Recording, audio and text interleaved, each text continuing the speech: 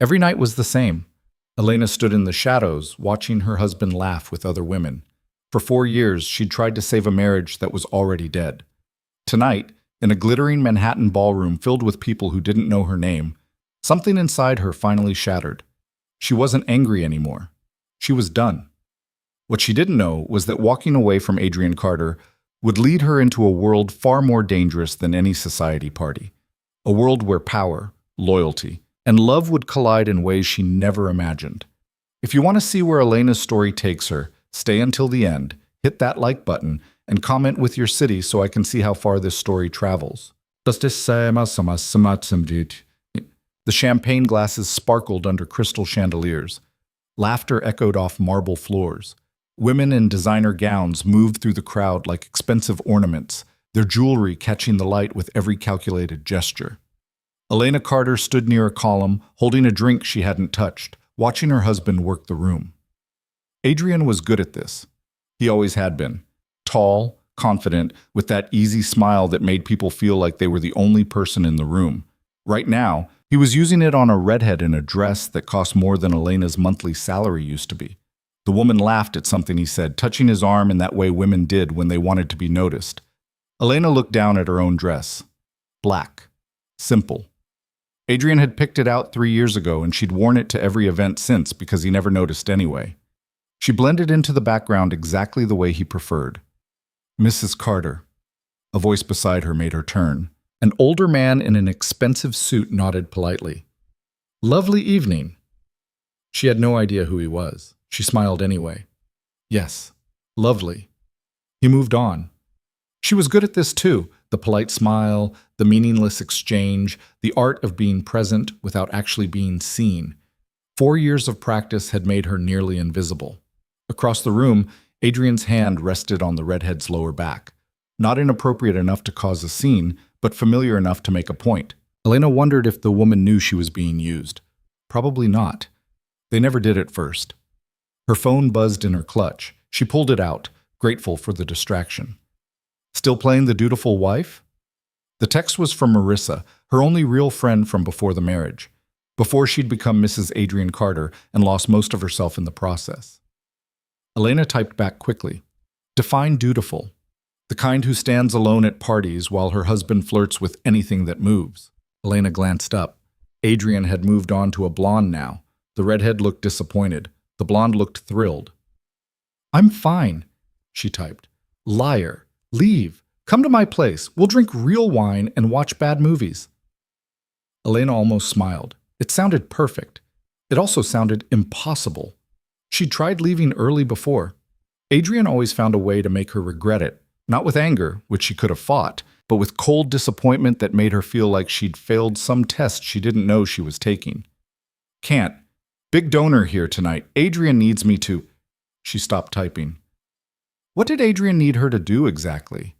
Stand in the corner, smile at strangers, prove that he had a wife even if he treated her like furniture? She deleted the message and put the phone away. The ballroom was too hot, too loud, too full of people who looked through her like glass. She needed air. Elena made her way toward the terrace doors, moving carefully along the edge of the room. No one noticed. No one ever did. She stepped outside and the November cold hit her like a slap. She hadn't brought a coat, hadn't planned to be out here long enough to need one. The terrace overlooked Central Park. Bare trees stood dark against the city lights. Traffic hummed far below. She gripped the stone railing and tried to remember the last time Adrian had actually looked at her. Not past her, not through her. Actually looked. Their wedding day, maybe. 4 years ago. She'd been 24 and stupid enough to believe that marrying into money meant something more than expensive loneliness. The terrace door opened behind her. She didn't turn around, hoping whoever it was would leave her alone. You're going to freeze out here. Not Adrian's voice, deeper, rougher around the edges. She turned and found a man she didn't recognize, late 50s, maybe 60, gray hair cut short, sharp eyes that actually seemed to see her. I needed air, she said. Fair enough. Mind if I join you? It's a circus in there. She shrugged. He stepped up beside her, keeping a respectful distance, and looked out at the park. Victor Carter, he said after a moment. Her head snapped toward him. Carter? Adrian's father. He He smiled, but it didn't quite reach his eyes. We haven't met. I don't do these things often. Too much noise, not enough substance. Elena stared at him. She'd known Adrian's father existed, obviously, but Adrian never talked about him, never brought him around. In 4 years of marriage, Victor Carter had been nothing more than a name on birthday cards signed by someone else. He's very proud of you, Victor said, still looking at the park. My son loves these events, the attention, the admiration. He's always been that way, even as a boy. There was something in his tone that made Elena uncertain how to respond. You don't approve, she said finally. I didn't say that. You didn't have to. Victor glanced at her then, and she saw something shift in his expression. Assessment, maybe, or recognition. You're cold, he said. Here. He shrugged out of his jacket and held it toward her. I'm fine. You're shivering. Take it. She hesitated, then accepted the jacket. It smelled like expensive cologne and wood smoke. She pulled it around her shoulders and felt the warmth settle in. Thank you. Elena. What? He said her name like he was testing how it felt. How long have you been standing out here pretending you're fine? The question hit harder than it should have. She looked away. I should go back inside. Should you? Adrian will wonder where I am. Victor made a sound that might have been a laugh. Will he? Elena's throat tightened. She didn't know this man, didn't owe him honesty. But something about the way he asked, like he already knew the answer, made her defenses crack just slightly. Probably not, she admitted. Then stay a minute. Keep an old man company. They stood in silence for a while. It should have been awkward, but somehow it wasn't. The cold bit at her face, but the jacket kept the worst of it away. Below them, the city moved on, indifferent to both of them. He's like his mother, Victor said eventually. Adrian. Charming, bright, utterly focused on himself. She was the same way. Beautiful woman, terrible wife. Elena didn't know what to say to that. You're wondering why I'm telling you this, Victor continued.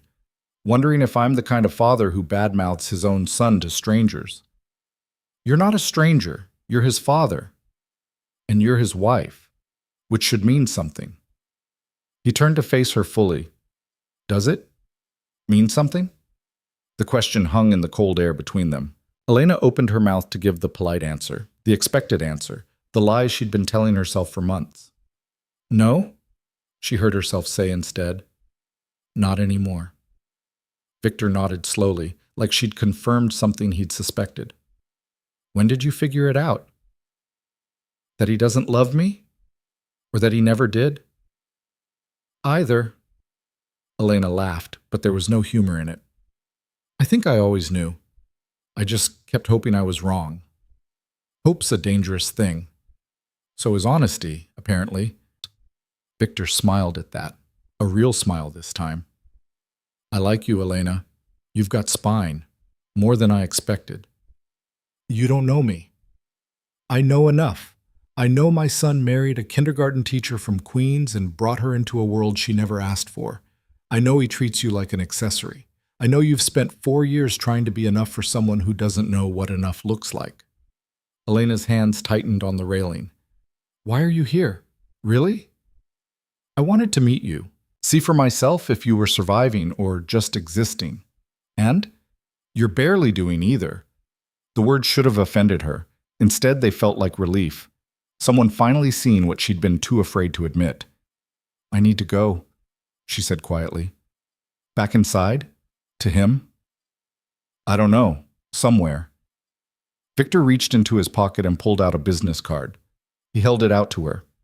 When you figure out where, call me. She took the card without looking at it. Why would I do that? Because eventually, you're going to walk away from my son. And when you do, you're going to need someone who can help you do it right. Elena's heart hammered against her ribs. You don't know that, don't I? He studied her face. You're already gone, Elena. You just haven't moved your feet yet. The terrace door opened again. This time, it was Adrian, his face tight with annoyance. Elena, there you are. He barely glanced at his father. People are asking for you. No, they weren't. No one in that ballroom knew her name well enough to ask. I was just coming in, she said. Adrian's eyes dropped to Victor's jacket around her shoulders, then moved to his father's face. Something passed between them, some old tension that had nothing to do with her. Father, didn't know you'd be here. Last-minute decision, Victor said smoothly. Your wife and I were just getting acquainted. How nice. Adrian's smile was ice. Elena, shall we? It wasn't a question. She slipped off Victor's jacket and handed it back to him. Thank you. Anytime. Adrian's hand closed around her elbow, guiding her back inside with just enough pressure to make his point. The warmth of the ballroom hit her like a wall. She glanced back once and saw Victor still standing on the terrace, watching them through the glass. What did he want? Adrian asked. To talk. About? Nothing important. Adrian's grip tightened slightly. Stay away from him, Elena. He's not what he seems. She almost laughed. Unlike you? He stopped walking and turned to face her. People flowed around them like water around rocks. His expression was carefully blank, the one he wore when he was deciding whether to be angry or condescending. Are we really going to do this here? He asked quietly. Do what? Fight. Make a scene. Embarrass me in front of people who matter. I wouldn't dream of it. Something in her tone made his eyes narrow. What's gotten into you tonight? Everything. Nothing. The truth she'd been avoiding for too long. I'm tired, Adrian. Then we'll leave soon. That's not what I meant. He studied her face, and for just a second she thought she saw actual concern there. Then it vanished, replaced by irritation. We'll talk about this at home, he said. Will we? Elena, you're right. This isn't the place. She pulled her arm free from his grip. I'm going to get some air. Real air. I'll be back. You just came in from outside. Then I'm going back out. She walked away before he could stop her, moving through the crowd with purpose now instead of caution. People parted for her without noticing. She grabbed her coat from the check room, ignored the attendant's cheerful goodbye, and pushed through the heavy doors into the November night. The cold was brutal after the overheated ballroom. She stood on the sidewalk, breathing in exhaust fumes and freedom, and pulled out her phone. Marissa answered on the first ring. Please tell me you left. I left. Hallelujah, where are you? Outside the plaza, freezing, possibly making the worst decision of my life. Or the best, come over. I'll order Thai food and we can plot your escape. Elena started walking. She didn't know where she was going, just away. I don't know if I can do this. Do what? Leave a man who treats you like furniture? Yeah, that sounds really hard. He's my husband. He's a narcissist with good hair, big difference. Elena laughed despite herself. Her breath came out in white clouds. When did everything get so complicated? When you married someone, your gut told you not to. But we're not doing the blame thing tonight. Tonight we're doing the liberation thing. You coming or what? Yeah, I'm coming. She hung up and kept walking. Behind her, the plaza glittered like a jewelry box. She didn't look back. It took her 20 minutes to reach Marissa's apartment in Hell's Kitchen. 20 minutes of walking through Friday night crowds, past bars and restaurants full of people who looked happy, or at least convincingly pretended to be. Her feet ached in heels that cost more than her rent used to. Her coat wasn't warm enough. She didn't care. Marissa opened the door before Elena could knock. She took one look at Elena's face and pulled her inside. Jesus, you look like hell. Thanks. I mean it as a compliment. You never look like hell. You always look like you just stepped out of a catalog for sad, rich wives. Marissa steered her toward the couch and pushed her down onto it. Wine? God, yes. Marissa disappeared into the kitchen. Her apartment was small and cluttered and warm. Everything Elena's penthouse wasn't. Books stacked on every surface. Plants that actually lived. Mismatched furniture that looked comfortable instead of expensive. Elena pulled off her heels and tucked her feet under her. Her phone buzzed. She pulled it out and saw 3 texts from Adrian. Where are you? This is childish, Elena. Fine, stay wherever you are. We'll talk when you've calmed down. She turned the phone off and tossed it onto the couch beside her. Marissa came back with 2 glasses of wine and a bag of chips. She handed Elena a glass and sat down beside her.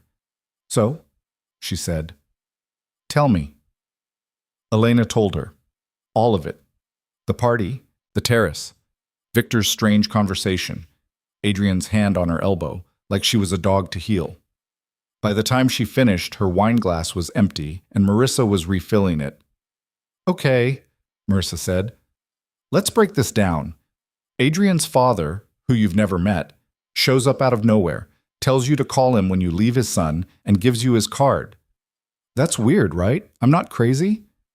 It's weird, and kind of ominous, like is he mob? Is the Carter family secretly mob? Don't be ridiculous. I'm just saying, rich family, mysterious father, nobody talks about where the money comes from. It's very Godfather. Elena laughed. It's real estate. Adrian's grandfather built the company. It's all very legitimate and boring. If you say so.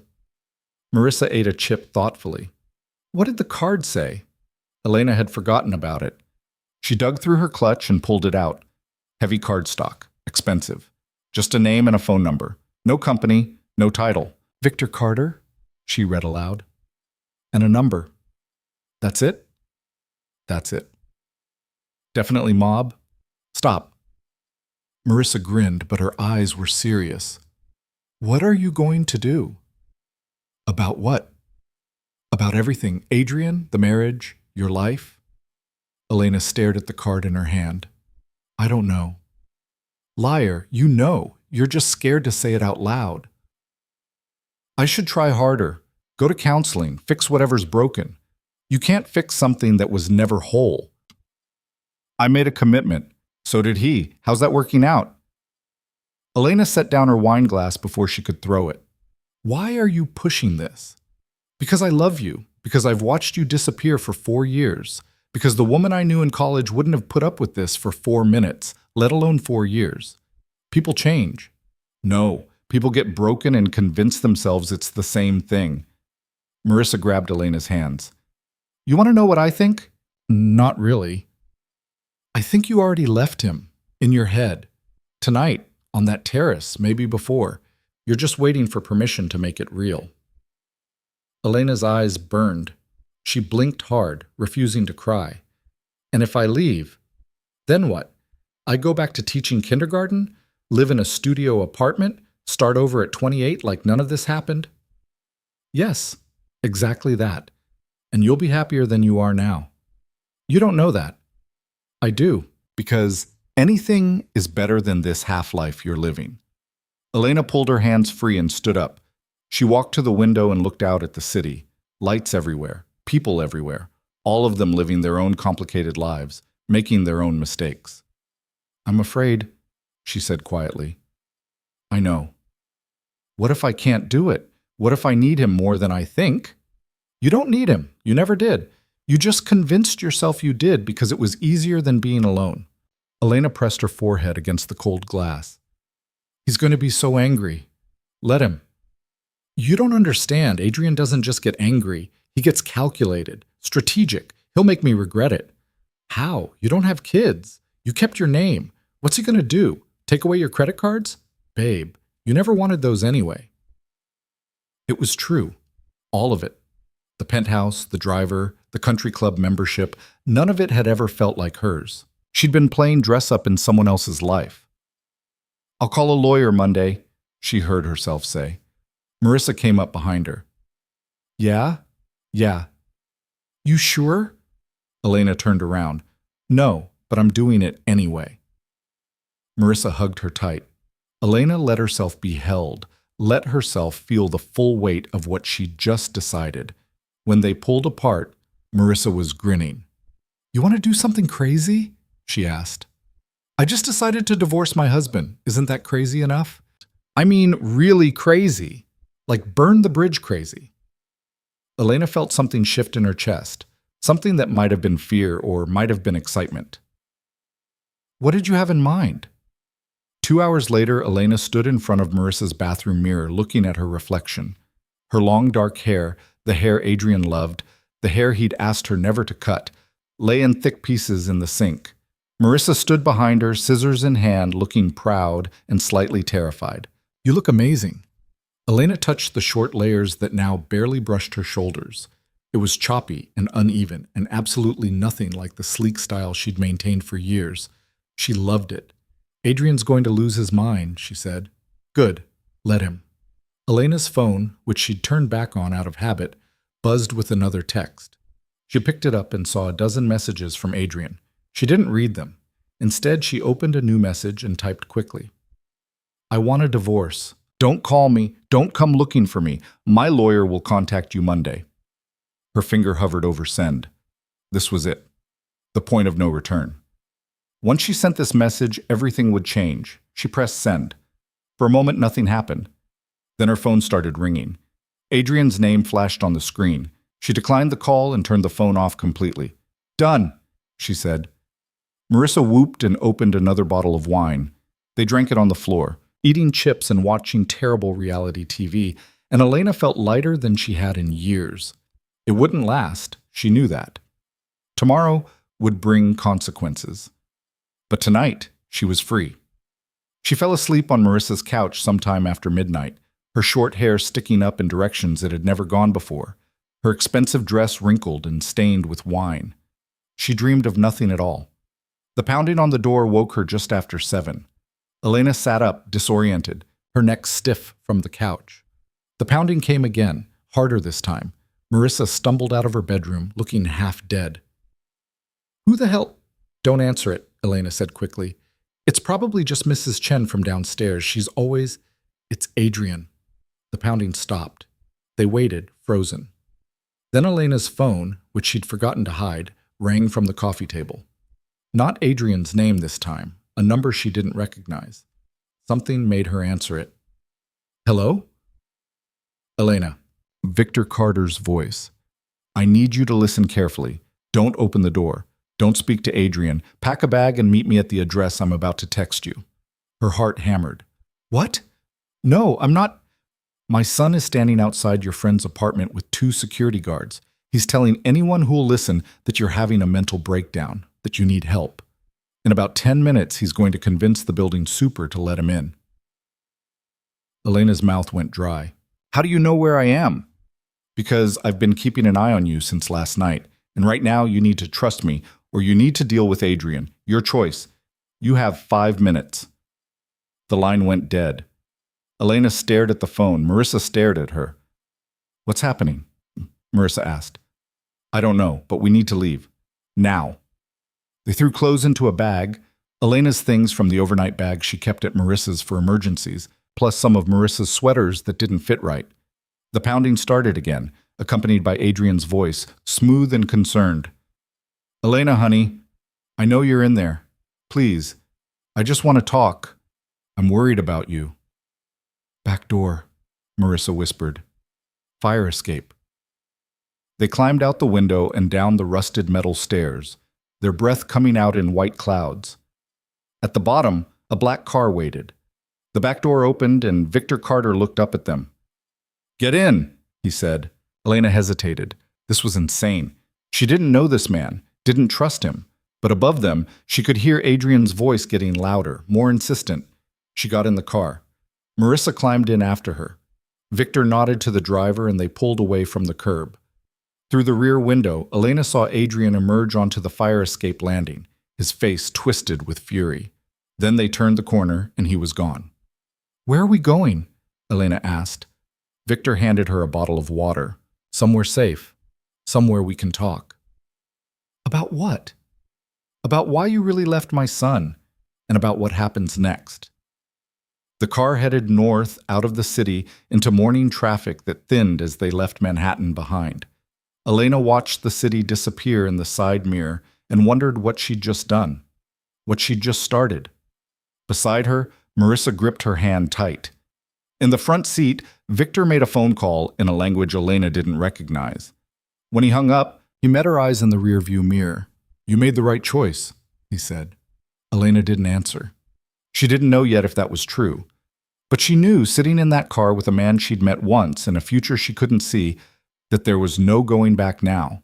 Whatever came next, she'd face it. Not as Adrian's wife. Not as the quiet woman who stood in corners at parties. As herself. Whoever that turned out to be. The car drove for over an hour. Elena watched the landscape change from city blocks to suburbs to something that looked almost rural. Trees lined both sides of the road now, bare branches reaching toward a gray sky. Marissa hadn't let go of her hand the entire time. "You okay?" Marissa whispered. Elena didn't know how to answer that. She'd sent a divorce text to her husband less than 12 hours ago, chopped off her hair, and was now sitting in a stranger's car heading to an unknown destination. Okay seemed like the wrong word. "Ask me later," she said. Victor finished another phone call and turned slightly in his seat. "We're almost there." "Where is there exactly?" Marissa asked. Her voice had an edge to it that Elena recognized. Marissa got sharp when she was scared. "A place where Adrian can't show up with lawyers and security guards. Where we can have a real conversation without interruption." "That's not an answer," Elena said. "No, it's not." Victor's eyes met hers in the mirror. "But it's all I'm giving you right now. You'll understand why soon enough." The car turned off the main road onto a private drive. High stone walls appeared on either side, topped with security cameras that tracked their progress. The gate at the end opened before they reached it. Beyond lay grounds that looked like something from another century. Manicured lawns despite the season, old trees, and at the center of it all, a house that was too big to be called a house. Estate, maybe. Manor. "What is this place?" Elena asked. "Home," Victor said simply. The car stopped in front of massive wooden doors. A man in a dark suit opened Elena's door before she could reach for the handle. She stepped out into cold air that smelled like pine and wood smoke. Marissa climbed out after her, looking around with wide eyes. "This is insane," Marissa muttered. "We're definitely getting murdered." "No one's getting murdered," Victor said. He'd gotten out of the car and was walking toward the doors. "Though I appreciate the paranoia. It shows good survival instinct." Inside the house was all dark wood and old money. Not the flashy kind that Adrian liked, all glass and chrome and things that cost too much. This was different, older, heavier, the kind of wealth that didn't need to announce itself. A woman appeared from somewhere, older, gray hair pulled back severe. She looked at Elena and Marissa without expression. "Mrs. Chen will show you to rooms where you can clean up," Victor said. "We'll talk in an hour." "I don't need a room," Elena said. "I need answers. And you'll get them. In an hour, after you've had coffee and a chance to breathe." He turned to the woman. "Mrs. Chen, please make sure they have everything they need." Mrs. Chen nodded once. "This way." She led them up a curved staircase to the second floor, down a hallway lined with portraits of people who all had Victor's eyes, sharp and assessing. She opened a door to a bedroom that was bigger than Marissa's entire apartment. "The bathroom is through there," Mrs. Chen said, pointing. "I'll bring coffee and food. Your friend is across the hall." She left before Elena could thank her. Marissa poked her head in from the hallway. "My room has a fireplace, an actual fireplace. What is happening right now? I have no idea. Should we run?" "We could probably run." Elena sat down on the edge of the massive bed. "And go where? Back to your apartment where Adrian's probably still waiting? Back to the penthouse? Where exactly are we running to?" Marissa came in and sat beside her. "Fair point, but this is weird, right? I'm not crazy. Adrian's father kidnaps us and brings us to his secret mansion in the woods. That's objectively weird. He didn't kidnap us. We got in the car. Under duress, with Adrian literally breaking down my door." "Was he, though? Breaking down the door?" They looked at each other. Elena thought about Adrian's voice through the door. Concerned, worried, perfectly calibrated to make her seem unreasonable for not opening it. "He would have gotten in eventually," Elena said. "One way or another." "And then what? Dragged you home? Had you committed?" The thought had crossed Elena's mind. Adrian was good at making things happen his way, good at making people believe his version of events. "I don't know. Maybe. He was really angry last night." "Because you left a party?" "Because I embarrassed him, made him look bad in front of people who matter." Elena laughed without humor. That's the worst sin in Adrian's world, looking bad. There was a knock at the door. Mrs. Chen came in with a tray, coffee, fresh fruit, pastries that smelled like they'd been baked that morning. She set it down on a table by the window without a word and left. Marissa immediately grabbed a pastry. Okay, so maybe don't run yet. This food is too good. Elena poured coffee, her hands steadier than they'd been in the car. The room was warm, comfortable. She could hear wind in the trees outside, but in here, everything felt oddly still. Safe, almost, though she knew that was probably stupid. What do you think he wants? Marissa asked through a mouthful of pastry. I don't know. He said you'd understand. When we got here, understand what? Elena thought about Victor on the terrace, the way he'd looked at her, like he saw something in her that she'd forgotten existed. I think, she said slowly, that he knows something about Adrian, something bad, and he's been waiting for me to figure it out. Figure what out? That I married a man I don't actually know. They finished the coffee in silence. Elena showered and changed into clothes Mrs. Chen had somehow procured jeans and a sweater that fit perfectly.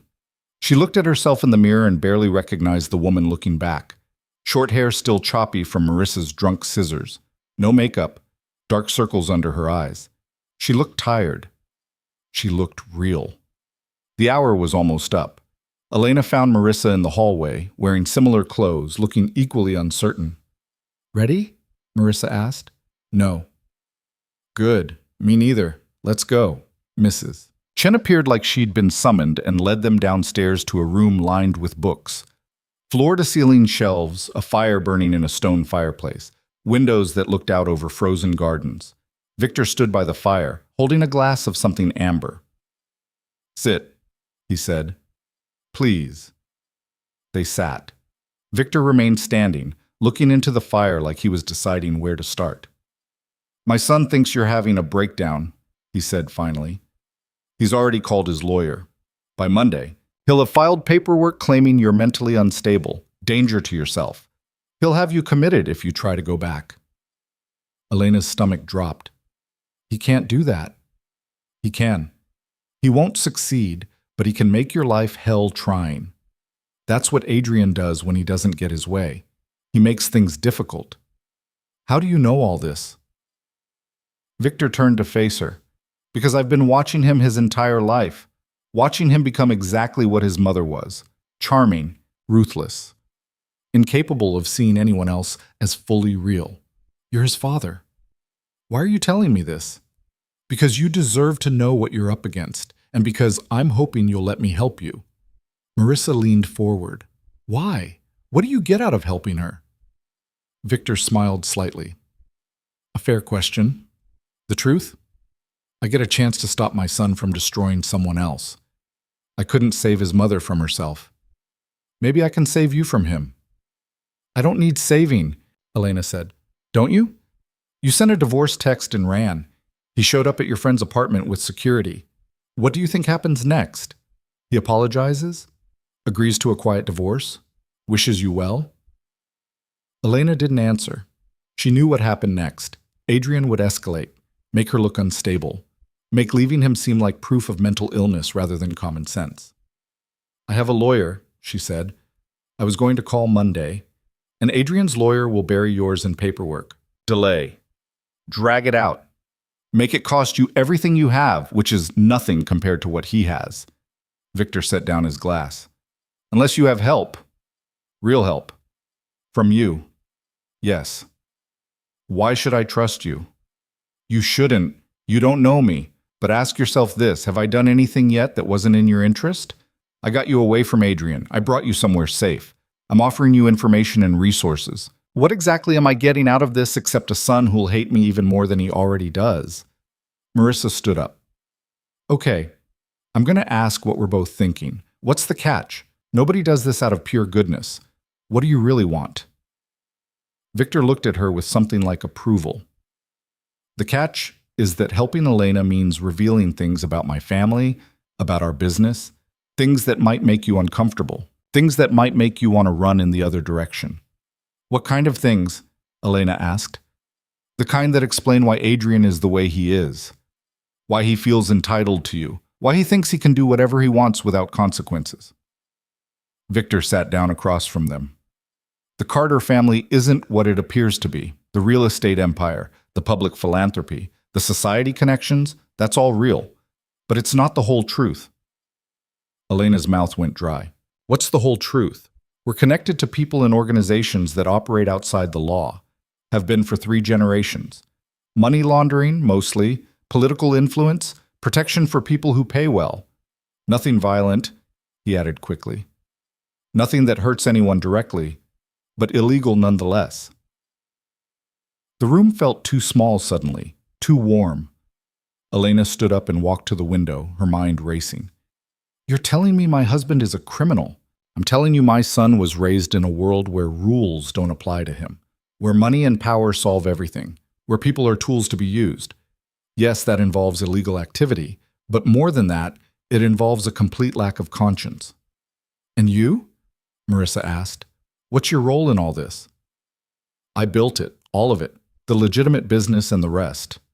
Victor's voice was flat. I'm not asking you to forgive that. I'm just telling you the truth because you need to understand what you're walking away from and what resources you have if you choose to accept them. Elena turned back to face him. What resources? Money. Lawyers who know how to fight dirty. Protection if Adrian tries something stupid. Information about his accounts, his assets, things your divorce lawyer can use. And most importantly, leverage. What kind of leverage? The kind that makes him agree to a quiet divorce and disappear from your life. The kind that ensures he can't touch you or hurt you or make you look crazy. The kind that comes from knowing where all the bodies are buried. Victor leaned forward. I'm offering you a way out that doesn't destroy you in the process, but it means trusting me, at least for now. Elena looked at Marissa, who shrugged helplessly. This was beyond anything either of them had imagined. I need to think, Elena said. Of course. Take the day. The week if you need it. You're safe here. Adrian doesn't know about this place. No one does except people I trust completely. And if I say no, if I want to handle this on my own, then I'll have my driver take you wherever you want to go. No questions asked. But Elena, he stood and walked over to her. On your own, this will take years. It will cost you everything you have. Adrian will make sure of it. Not because he loves you, because you made him look bad. The words hit like a punch, because she knew they were true. I'll think about it, she said again. Victor nodded. Mrs. Chen will show you the grounds if you want to walk. Dinner is at 7. Until then, the house is yours. He left through a side door. Elena and Marissa stood in the library, surrounded by books and silence. Holy shit, Marissa said finally. Yeah. Your father-in-law is mob. I don't think it's mob exactly. Elena, he literally just described money laundering and political corruption. That's mob. It's fancy mob, but it's mob. Elena sank back into the chair. What do I do? I don't know. This is so far outside my area of expertise. I teach yoga and make pottery. I don't know anything about criminal enterprises. He's offering to help me. Or he's offering to trap you in something worse than Adrian. Elena closed her eyes. 24 hours ago, her biggest problem was a loveless marriage. Now she was sitting in a mansion owned by a man who just admitted to running illegal operations, trying to decide if she should accept help from someone who might be more dangerous than the husband she was running from. I need air, she said. They found their coats where Mrs. Chen had hung them and went outside. The grounds were massive, formal gardens giving way to woods. They walked in silence, their breath fogging in the cold. What's your gut telling you? Marissa asked after a while. That I'm in over my head. Besides that. Elena thought about it. What did her gut say? Not her fear, not her logic, but that deep instinct that had been trying to talk to her for months. That Victor's telling the truth. About Adrian. About what he'll do. And about himself? About being a criminal? Yeah, that too. Elena kicked at frozen grass. But I also think he means it. About helping me. Why though? What's in it for him? Maybe nothing. Maybe he just wants to do one good thing. Balance the scales a little. People don't work like that, especially not criminals. I don't know. Maybe they do sometimes. Elena stopped walking and turned to face her friend. You should go home. This isn't your fight. Are you kidding? I'm not leaving you in Mob Mansion by yourself. Marissa, no, absolutely not. We're in this together. You got into that car. I got in with you. That's how this works. Elena felt her throat tighten. Thank you. Don't thank me yet. We might both end up at the bottom of a river. They walked until they found a bench overlooking a frozen pond. Ducks huddled on the ice looking miserable. Elena watched them and tried to organize her thoughts into something that made sense. I'm going to accept his help, she said. You sure? No, but I'm doing it anyway. Okay, then I'm with you. They sat until the cold became unbearable, then headed back to the house. Mrs. Chen met them at the door and led them to a dining room where dinner was already laid out. Victor sat at the head of a table that could have seated 20. You'll join me? He asked. They sat. The food was simple but perfect. Roast chicken, vegetables, bread that was still warm. They ate in silence for a while. I've decided, Elena said finally. I'll accept your help, but I have conditions. Victor set down his fork. I'm listening. First, I want complete honesty. No surprises. If there's something I need to know, you tell me. Agreed. Second, Marissa stays with me. She's not involved in any of this, but she's not leaving. Of course. Third, the second this feels wrong, the second I think you're using me for something I don't understand, I walk, and you let me. Victor considered this. That's fair, but I'd like a condition of my own. Which is? That you consider something I'm going to propose. You don't have to agree, but hear me out before you make any decisions. Elena's stomach tightened. What kind of proposal? One that benefits both of us.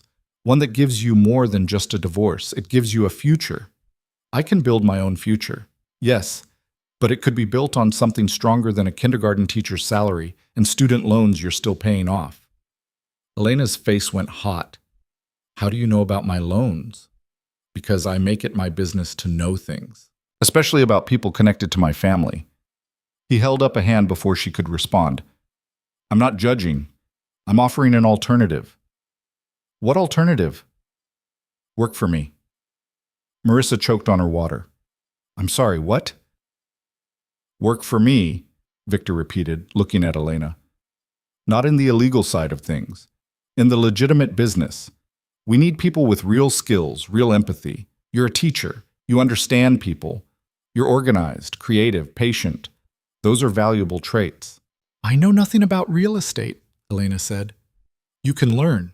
And in the meantime, you'd be paid well. Better than well. You'd have health insurance, a retirement account, a place to live that isn't Adrian's penthouse or your friend's couch. You'd have independence. Real independence. Why would you do that? Because good people are hard to find.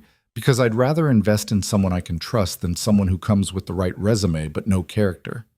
And because, he added quietly, I'd like to prove to someone in my family that we can be more than what we've been. Elena stared at him. This was insane. All of it. Yesterday she'd been a wife at a party. Today she was being offered a job by a man who ran a criminal empire. I need time, she said. Take it. But know this. The offer stands regardless of whether you go through with the divorce, whether you decide to accept my help with Adrian or handle it yourself. The job is separate. It's yours if you want it. Dinner continued in silence. Elena barely tasted the food. Her mind was spinning, trying to calculate angles, motivations, risks. Was this real? Was Victor genuinely trying to help her, or was there something else happening that she couldn't see? After dinner, Victor excused himself to make phone calls. Mrs. Chen led Elena and Marissa back to their rooms. This time, Marissa came into Elena's room and closed the door. Okay, she said, talk to me. What are you thinking? I'm thinking this is the craziest 24 hours of my life. Besides that, Elena sat on the bed. I'm thinking he's right about Adrian, about what he'll do. I can't fight him alone. Not with the lawyers he has, the money, the connections. So you take Victor's help. That doesn't mean you have to work for him. What if I want to? Marissa blinked. Seriously? Look at me, Marissa. I'm 28. I have a degree in early childhood education that cost me $60,000. I make $35,000 a year teaching other people's kids. I love it, but it's not enough to live on. Not really. Not in this city. So you're going to work for a criminal instead? I'm going to work in real estate development for a company that happens to be owned by someone with complicated business interests. There's a difference. Is there, though? Elena didn't have an answer for that. They talked for another hour, going in circles. Eventually, Marissa went to her own room. Elena changed into pajamas Mrs. Chen had somehow provided and got into bed. She should have been exhausted. Instead, she stared at the ceiling, thinking. Her phone was still off. She'd been ignoring it since the car ride. Now she turned it on and watched the messages flood in. 53 texts from Adrian, 21 missed calls, voicemails she didn't listen to. She opened the texts. The first few were angry, then concerned, then threatening. The most recent, sent an hour ago, was different. Elena, please, I'm worried about you. Whatever's going on, we can fix it. Just come home. I love you. She almost laughed. He'd never said that before, not once in 4 years. And now, when she was finally leaving, now he loved her. She turned the phone off again and tried to sleep. The next morning, Victor found her in the library. She'd been up for hours, unable to sleep, reading random books she pulled off shelves without caring what they were. Can't sleep? He asked. Too much thinking. He sat down across from her. Have you made a decision? Several. I'm not sure which one I'm going with yet. Tell me anyway. Elena closed the book she'd been pretending to read. I'll accept your help with the divorce, and I'll take the job. Trial basis. 3 months. If it doesn't work out, I walk with no hard feelings. Victor studied her face. You sure? No. But I'm tired of being scared, tired of being small. Adrian made me small. Maybe this is how I get big again. This won't be easy. The work is demanding. The hours are long.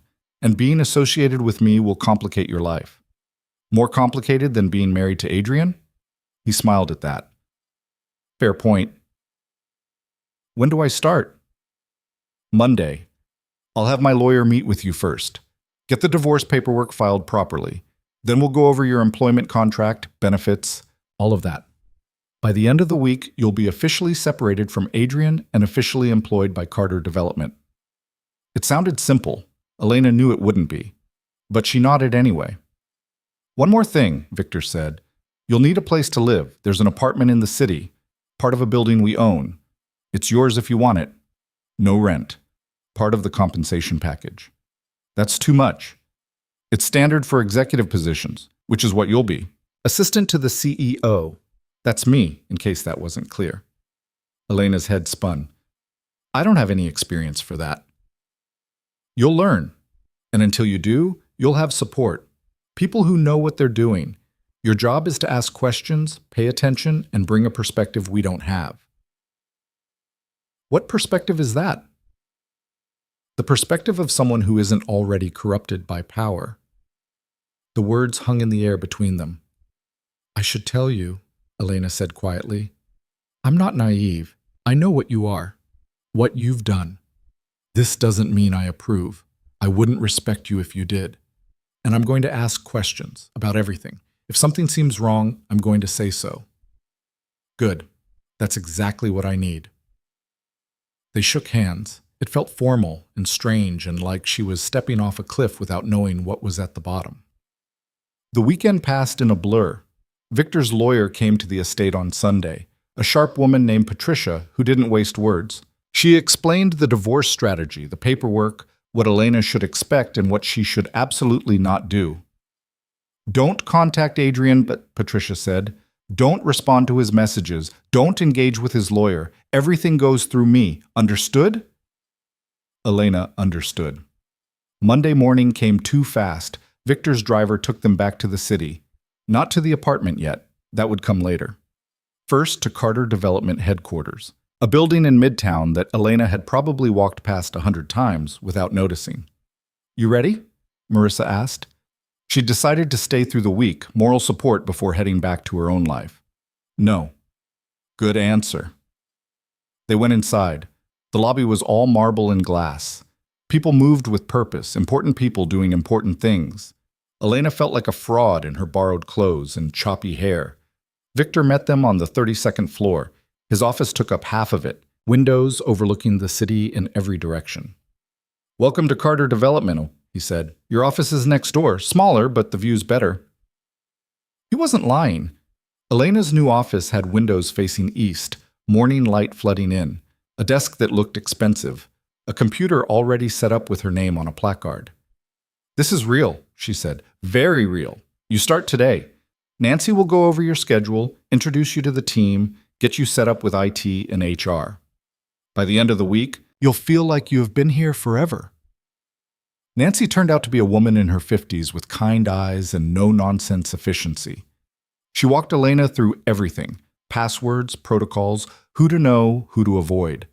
The Carter Development offices buzzed with activity, people working on projects Elena didn't understand yet, but would learn. Marissa stayed until lunch, then hugged Elena tight. "You've got this." "Do I?" "Fake it until you make it. That's what everyone here is doing anyway." She left. Elena stood in her new office, looking out at the city, and wondered what the hell she'd just done. Her phone buzzed. She'd gotten a new number over the weekend, given it only to Marissa, Patricia, and Victor. The text was from Adrian's lawyer. "Mrs. Carter, please have your representation contact our office immediately regarding the dissolution proceedings. We have concerns about your mental state and your current living situation that need to be addressed." Elena forwarded it to Patricia without responding. Patricia replied within minutes. "Already handled. Don't worry." Don't worry. Easy to say, harder to do. But Elena put the phone away and turned back to her desk. She had work to do, a new life to build. And for the first time in years, it felt like it might actually be hers. The first 2 weeks passed in a haze of learning curves and late nights. Elena threw herself into the work like a woman drowning throws herself at driftwood. Real estate development turned out to be part finance, part politics, part theater. Victor wasn't wrong about the hours. She arrived at 7 most mornings and left after dark, her brain stuffed with zoning regulations and construction timelines and investor profiles. Nancy became her lifeline. The older woman had worked for Victor for 15 years and seemed to know everything about everyone. She also had a talent for translating Victor's cryptic instructions into actionable tasks. "He says, 'Look into the Brooklyn project,'" Nancy explained one morning, setting coffee on Elena's desk. "What he means is read the entire file, identify problems he hasn't mentioned yet, and have solutions ready by the afternoon meeting." How am I supposed to know what problems he hasn't mentioned? "You get good at reading between the lines. Also, he usually mentions them to me first." Nancy pulled out a tablet. "The Brooklyn project has permitting issues with the city council. 3 members are blocking it. Victor wants to know why and how to fix it." Elena spent the morning digging through files, making calls, learning names. By the afternoon meeting, she had a theory. 2 of the council members had legitimate concerns about parking and traffic. The third was being paid by a competitor. Victor listened to her presentation without interrupting. When she finished, he leaned back in his chair. "How do you know about the payments?" "I don't. Not for sure, but his voting record doesn't match his district's interests. And he recently bought a house in the Hamptons on a city council salary. Either he's very good at saving money or someone's supplementing his income.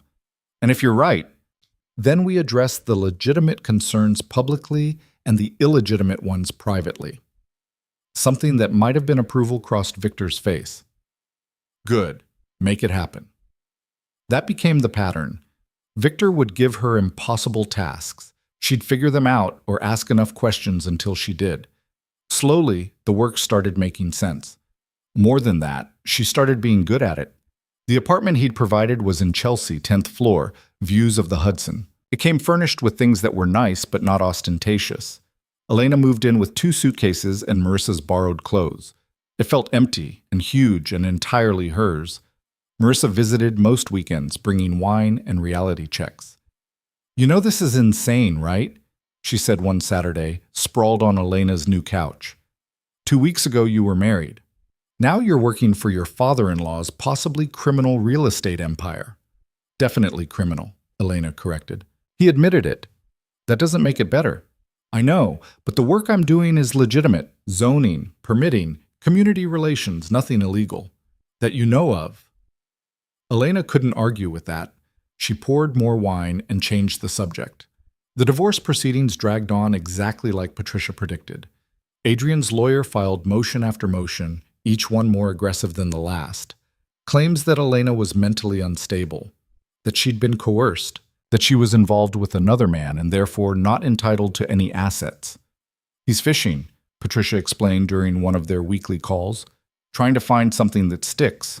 It won't work, but it'll take time. How much time? Months? Maybe longer. He's not going to make this easy. Elena had figured that out already. Adrian called from blocked numbers, sent emails through mutual acquaintances, showed up at places he thought she might be. She never responded, never engaged. Patricia had been clear, silence was the strongest weapon she had, but it wore on her. The constant vigilance, the looking over her shoulder, the wondering when he'd escalate from annoying to dangerous. 3 weeks into her new job, Victor called her into his office after everyone else had left for the day. The city sparkled below them, millions of lights against gathering darkness. "Sit," he said. She sat. He poured 2 glasses of scotch and handed her one. "I don't drink scotch," she said. "You do now, trust me." She took a sip and tried not to cough. It burned going down. "Adrian knows you're working here," Victor said. Elena's stomach dropped. "How?" "Because he's not stupid. He's had people watching you, following you. He knows about the apartment, the job, all of it. And yesterday he came to see me." The scotch turned sour in her mouth. "What did he want?" "To tell me I'm making a mistake. That you're manipulating me. That you're using me to get back at him." Victor smiled without humor. He was very convincing, very concerned. "What did you say?" "I told him to leave my office before I had security remove him." Elena set down her glass. Her hands were shaking slightly. "He won't let this go." "No, he won't, which is why we need to talk about next steps." "What kind of next steps?" Victor stood and walked to the window. "Adrian's escalating. The divorce isn't enough for him. He wants to punish you, hurt you, make you regret leaving him. Right now he's using lawyers and private investigators. But that's not working, so he'll try something else." "Like what?" "I don't know yet. But when he does, we need to be ready." Elena joined him at the window. Down below, people moved through their lives, unaware of the conversation happening stories above them. "What do you suggest?" "Let me handle it." "Handle it how?" Victor turned to face her. "The same way I handle any problem that threatens what's mine. With information, leverage, and, if necessary, force." "I'm not yours." "No, but you work for me. You're under my protection. That means something in my world. Your world involves breaking the law. Sometimes, when the law doesn't do what needs doing." He finished his scotch. "I'm not asking your permission, Elena. I'm telling you what's going to happen.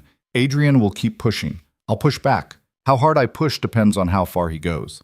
And if he goes too far, then I make sure he can't go anywhere ever again."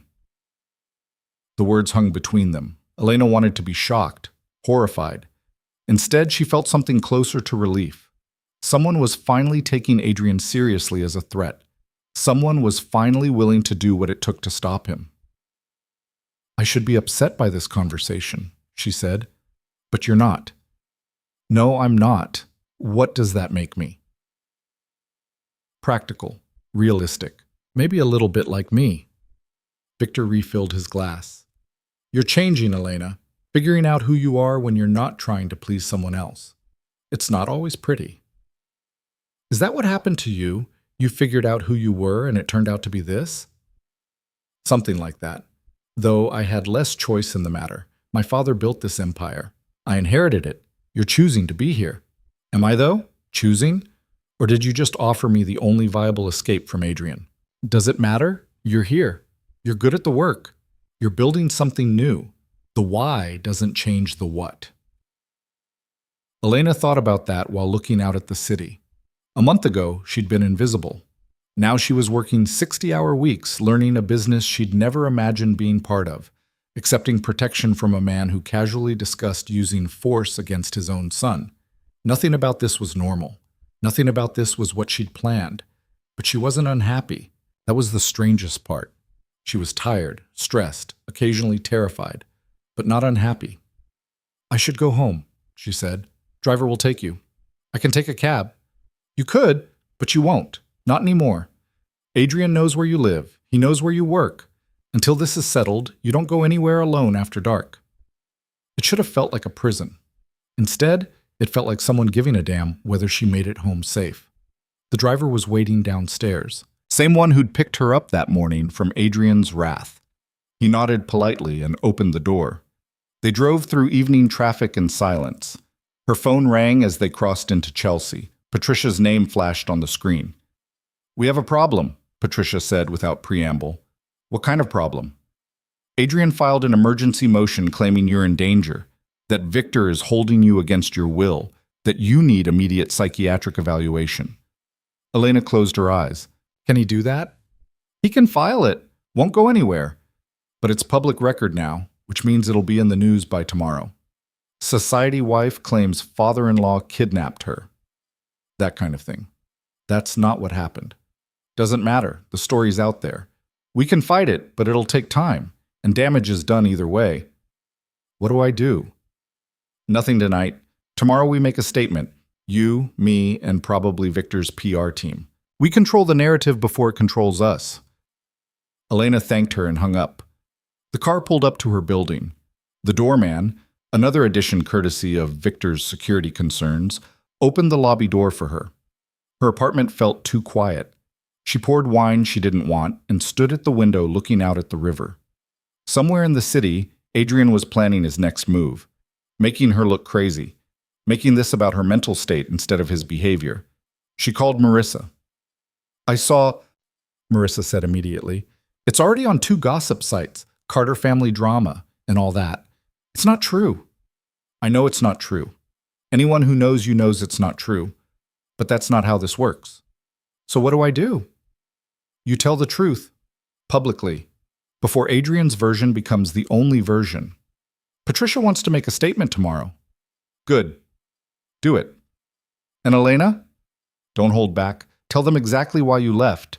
Make Adrian defend himself for once." They talked for another hour. By the time they hung up, Elena felt steadier, angrier, but steadier. Adrian wanted to make her look weak. Fine. She'd show him what weak wasn't. The next morning, Patricia and Victor's PR team descended on the office. They spent 3 hours crafting a statement, arguing over every word.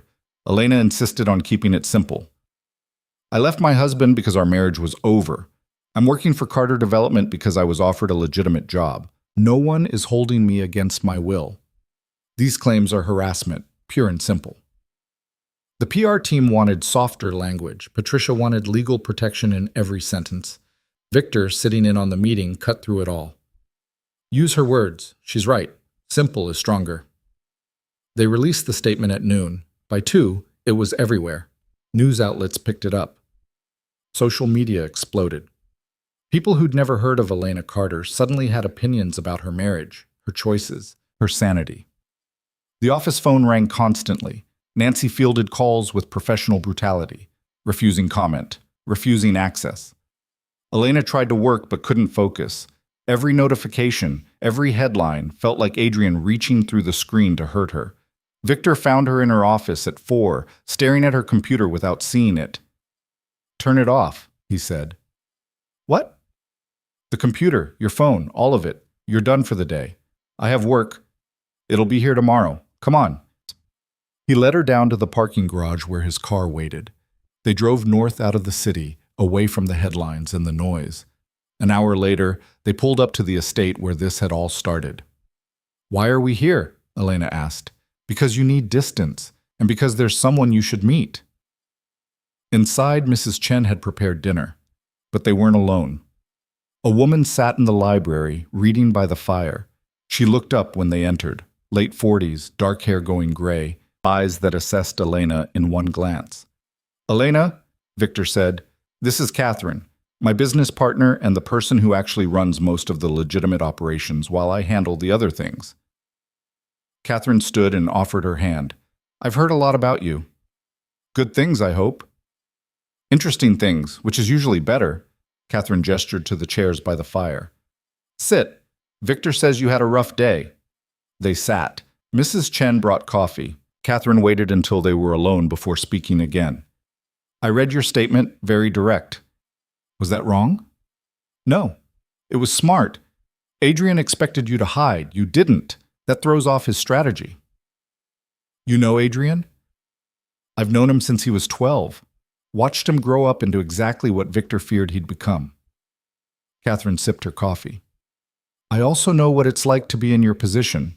Different circumstances, but the same feeling. Like you're fighting something bigger than one person. How did you handle it? I stopped fighting fair. Started fighting to win. Catherine smiled. Which is why I'm here. Victor thought we should talk. Woman to woman, without him hovering like a worried parent. Victor stood. I'll be in my study if you need me. He left. Elena and Catherine sat in silence for a moment. He cares about you, Catherine said. In case that wasn't obvious. I know, I just don't know why. Because you're not what he expected. Most people who marry into this family want the money, the status, the access. You want it out. That's rare. Worth protecting. Is that why you're here? To protect me? I'm here because Victor asked me to look at something. Your employment contract. Elena's stomach tightened. What about it? It's too generous. Salary above market rate. Benefits that are unusual for someone with your experience. An apartment that's worth millions. Either Victor's gone soft, or he's investing in you for reasons that go beyond your job performance. And you want to know which? I want to make sure you understand what you're getting into. This family, this business, it's complicated. People have agendas. Victor's agenda seems to be helping you. But that help comes with strings, whether he admits it or not. What kind of strings? Catherine set down her coffee. The kind where you become part of this world, where you can't just walk away when it gets uncomfortable, where your choices affect not just you, but everyone connected to the Carter name. I can quit any time. Can you? You think Adrian's going to let you leave his father's employment and live in his father's apartment and just disappear back into teaching? You're in this now. The question is how deep you want to go. Elena felt cold despite the fire. What are you really asking me? I'm asking if you're prepared for what comes next. Because Adrian won't stop. He'll escalate. And when he does, Victor will respond. That response might involve things you don't want to know about. Can you live with that? I don't know. That's honest, at least. Catherine leaned forward. Let me tell you something about Victor. He's ruthless when he needs to be, but he's also loyal to the people he considers his. You're his now, whether you plan to be or not. That means he'll protect you. It also means you're a piece on his chessboard. And you're telling me this because I like you, and because I don't want you to get crushed when the board tips. They talked for another hour. Catherine explained the business, the legitimate developments, the political connections, the careful balancing act of running a company that existed in legal and illegal spaces simultaneously. She didn't sugarcoat anything. About 15% of our revenue comes from services we don't discuss publicly, Catherine said. Money management for people who can't use traditional banks, consulting for organizations that operate outside normal regulatory frameworks. It's not violent, it's not drugs, but it's not legal. And my job is entirely separate. Victor meant what he said. You're working on the legitimate side, but you'll see things, hear things, meet people who make you uncomfortable. The question is whether you can separate what you do from what we do. Elena thought about that, about Victor's casual mention of using force, about the security that surrounded her now, about the way people in the office sometimes stopped talking when she walked by. I think I already have, she said. Separated it. I know what this is. I'm choosing to stay anyway. Why? Because for the first time in years, I feel like myself. Like I'm building something real. I know that sounds stupid. It doesn't. It sounds like someone who's been powerless finding power. That's intoxicating. Just be careful it doesn't become addictive. They had dinner together, the three of them. The conversation shifted to work, to upcoming projects, to things that felt normal despite the context. Elena found herself relaxing, laughing even. Catherine was sharp and funny, and didn't treat her like she needed protecting. Later, in one of the estate's guest rooms. Elena lay awake thinking about everything Catherine had said, about choices and consequences, and the moment you cross from one side of a line to the other. Her phone buzzed, a text from an unknown number. You think you're safe with him. You're not. He's using you to hurt me. When he's done, he'll throw you away like he throws away everyone. Adrian. Somehow he'd gotten her new number. She blocked it and turned off the phone. Tomorrow she'd tell Patricia, get another new number, add another layer of security. Tonight, she just wanted to sleep. But sleep didn't come easy.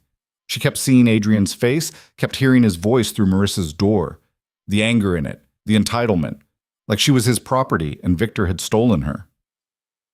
Morning came gray and cold. Elena found Victor in the estate's gym, running on a treadmill like he was being chased. Adrian got my new number, she said. Victor slowed the treadmill to a walk. What did he say? She showed him the text. Victor's jaw tightened. That's the second escalation, he said. First the court filing, now direct contact despite the restraining order. We don't have a restraining order. We do as of an hour ago. Patricia filed it last night. He stopped the treadmill and grabbed a towel. I told you he'd escalate. This is just the beginning. What comes next? Depends on how desperate he gets. Best case, he accepts the divorce and moves on. Worst case, Victor didn't finish the sentence. Tell me. Worst case, he tries to hurt you directly, physically. That's when this stops being a legal battle and becomes something else.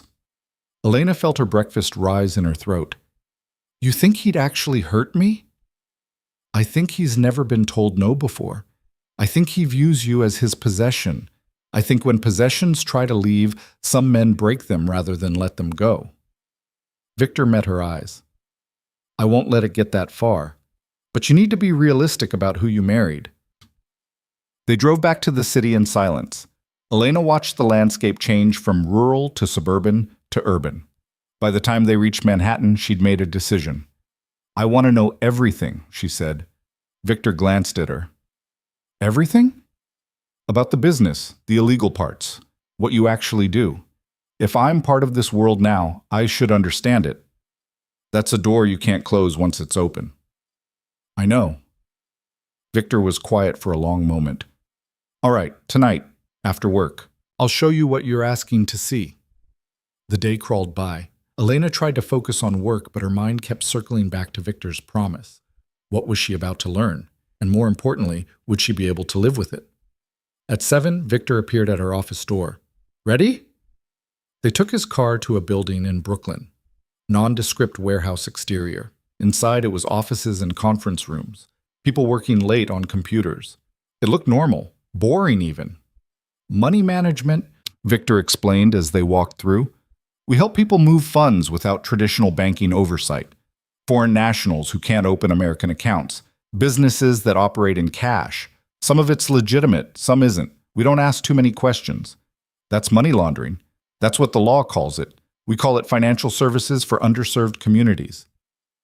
He showed her the operation, explained the systems, the safeguards, the care they took to avoid truly dangerous clients. No cartels, no terrorists, just people and businesses that existed in gray areas. How much money moves through here? Elena asked. Last year, about 200 million. The number made her dizzy. And you make what, 10%? 15, minus overhead and payoffs to people who look the other way. They went to a second location. This one was in Queens. It looked like a consulting firm. In a way it was. Political consulting, Victor said. We help people understand regulatory environments, connect them with decision makers, smooth paths that might otherwise be rough. Bribery. Influence peddling. There's a difference. Is there? Victor smiled. In degree, yes. We don't stuff cash in envelopes. We make campaign contributions, fund charitable organizations politicians care about, provide favors that build relationships. It's how business works when you're playing at this level. He introduced her to people. They were polite, professional. They knew exactly who she was and didn't seem surprised to see her. By the time they got back to Manhattan, it was after midnight. Elena's head hurt from information overload. You okay? Victor asked. I don't know. Ask me tomorrow. Fair enough. He had the driver take her home. Elena rode the elevator to her apartment, walked inside, and poured herself the scotch Victor had given her weeks ago. She stood at the window and looked out at the city. Somewhere out there, Adrian was plotting his next move. Somewhere out there, people were laundering money and bribing politicians and doing all the things Victor had just shown her.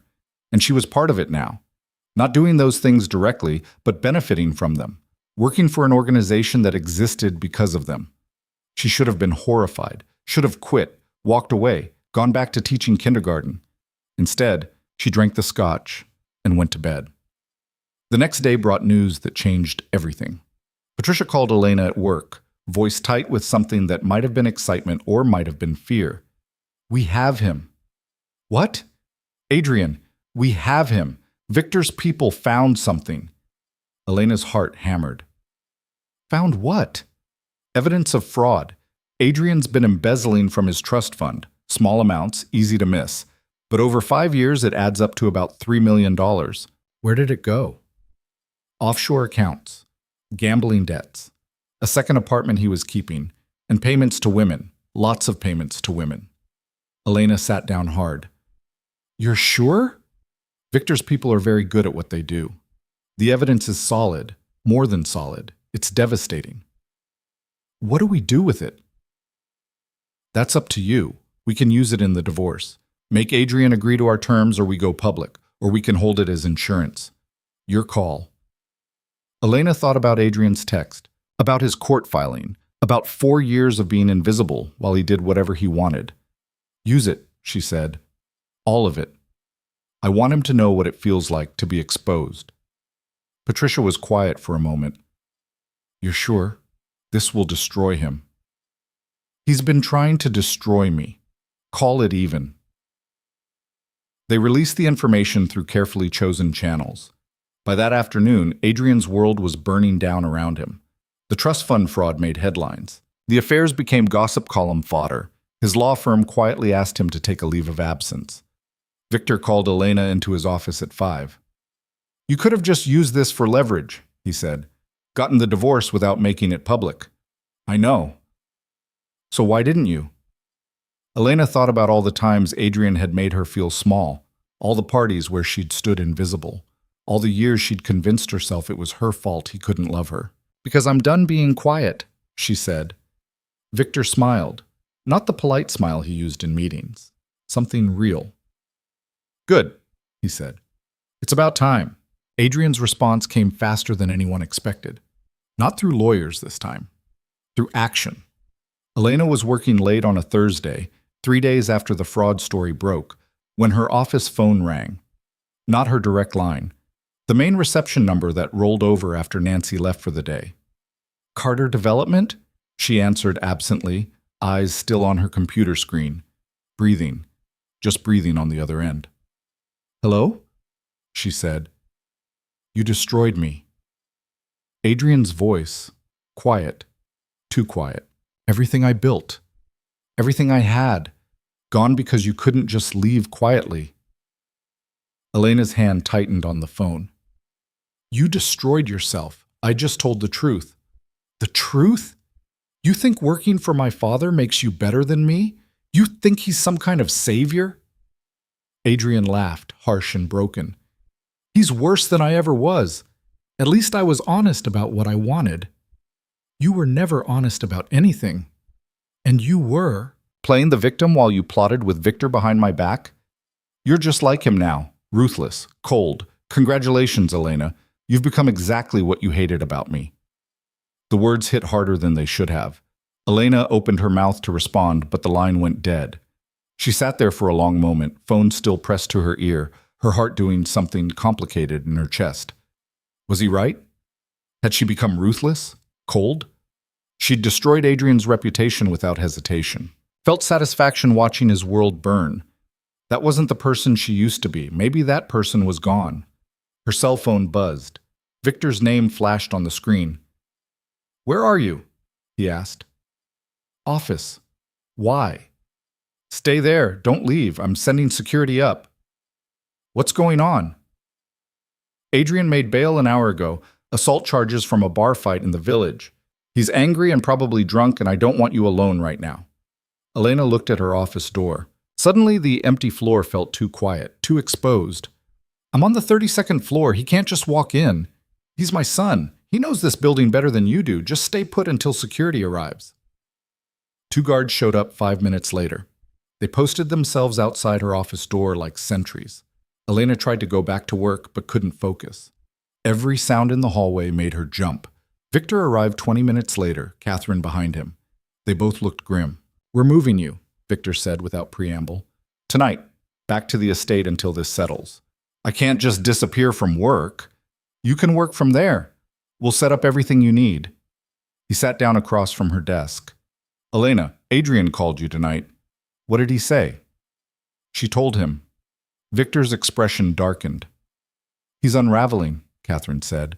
The fraud charges, the public humiliation, losing his position at the firm. He's got nothing left to lose, which makes him dangerous, Victor finished. We're not taking chances. They packed up her office essentials. The guards escorted them down to the parking garage. Elena half expected Adrian to jump out from behind a car, but the garage was empty except for Victor's driver and vehicle. The drive to the estate felt longer than usual. Elena watched the city lights fade behind them and tried not to think about Adrian's words, about whether he was right, about what she was becoming. They arrived close to midnight. Mrs. Chen had prepared a room, not the guest room from before, but something that felt more permanent. Clothes in the closet in her size, toiletries in the bathroom, a desk already set up with computer equipment. How long am I staying here? Elena asked. As long as it takes, Victor said. Could be a week, could be longer. And my apartment? Still yours. We'll have someone collect anything you need. But you're not going back there until Adrian's either in jail or out of the country. Elena wanted to argue, wanted to insist she could take care of herself. But she was tired.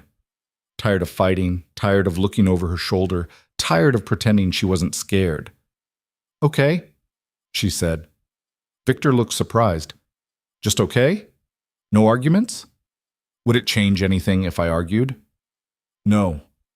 Then okay. He left her to settle in. Elena unpacked the small bag she'd brought, then sat on the bed and finally let herself feel everything she'd been holding back. Fear, anger, a creeping sense that Adrian might be right about what she was becoming. She called Marissa. Please tell me you're not still at work, Marissa answered. I'm at Victor's estate. Adrian called me tonight, made threats. Victor thinks it's safer if I stay here for a while. Jesus. Are you okay? I don't know. Adrian said something about me becoming like Victor, ruthless and cold. What if he's right? Marissa was quiet for a moment. Do you feel ruthless and cold?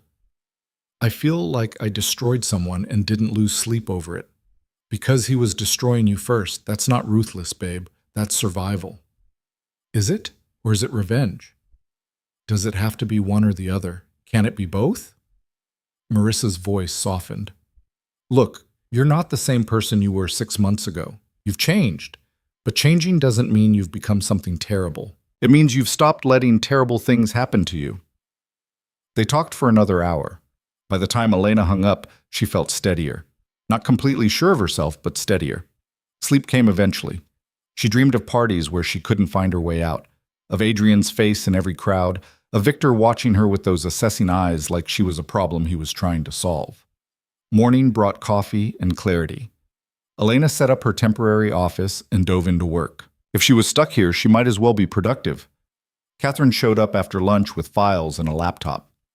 Victor thought you might want company, she said. And I need to work on the Baltimore project anyway. Mind if I set up in here? They worked in comfortable silence for a few hours. It reminded Elena of studying with Marissa in college. Just the presence of another person making the work feel less isolating. Can I ask you something? Elena said eventually. Shoot. How long have you known about the illegal stuff? The money laundering, the political payoffs, all of it? Catherine didn't look up from her laptop. Since the beginning, I helped set up most of it. Doesn't it bother you? Used to. Then I realized the world doesn't run on rules, it runs on power and money and connections. We're just working within that system. That's a rationalization. Maybe, but it's also reality. Catherine finally looked at her. You want me to tell you it's okay? That what we do doesn't hurt anyone? I can't. Sometimes it does hurt people. Not directly, but in the way all inequality hurts people. The question is whether you can live with being on the benefiting side. I don't know if I can. Then figure it out, because sitting on the fence just means you're complicit without reaping any rewards. It was harsh, but honest. Elena appreciated that. She was tired of people softening things for her. They worked until dinner. Victor joined them, looking exhausted. Everything okay? Catherine asked. Adrian's lawyer called. Wants to negotiate a settlement. Full divorce. No contest. Minimal assets for him. In exchange, we don't pursue the fraud charges criminally. Elena set down her fork. What did you say? I said it's not my decision. It's yours. She thought about Adrian, about 4 years of marriage that had been a lie, about the affairs and the embezzlement and the way he'd tried to have her committed just to save face. What happens if we pursue the charges? She asked. He goes to jail, probably 3 to 5 years. His reputation is destroyed beyond repair. His family disowns him. He loses everything. And if we don't? He signs the papers, disappears from your life, and spends the rest of his days trying to rebuild from nothing. He'll always have the public scandal, but no criminal record. Elena pushed food around her plate. This was the moment. She could destroy Adrian completely or let him walk away wounded but free. I want to sleep on it, she said. Fair enough, but his lawyer needs an answer by Monday. That night, Elena couldn't sleep. She kept thinking about revenge versus justice, about what Adrian deserved versus what would actually make her feel better. Around 2 a.m, she gave up and went downstairs. Victor was in his study, reading by lamplight. He looked up when she appeared in the doorway. Can't sleep either? He asked. Too much thinking. Come in. Want a drink? She accepted the scotch he poured. It didn't burn as much as it used to. What would you do? She asked. In my position, would you send him to jail? Victor considered the question. 10 years ago? Yes, without hesitation. Now? I'm not sure. What changed? I did. Got older. Started questioning whether revenge actually fixes anything or just creates more damage. He swirled his drink. Adrian's my son. I failed him in a lot of ways, gave him too much money, too little discipline, made him think the world owed him whatever he wanted. Part of what he became is on me. That doesn't excuse what he did to me. No, it doesn't, but it complicates the question of punishment. Victor looked at her. What do you want, Elena? Really want? Not what you think you should want. Not what's fair or just. What would actually make you feel whole again? Elena thought about it. Really thought about it. Not the anger or the hurt, but beneath that. What did she actually need?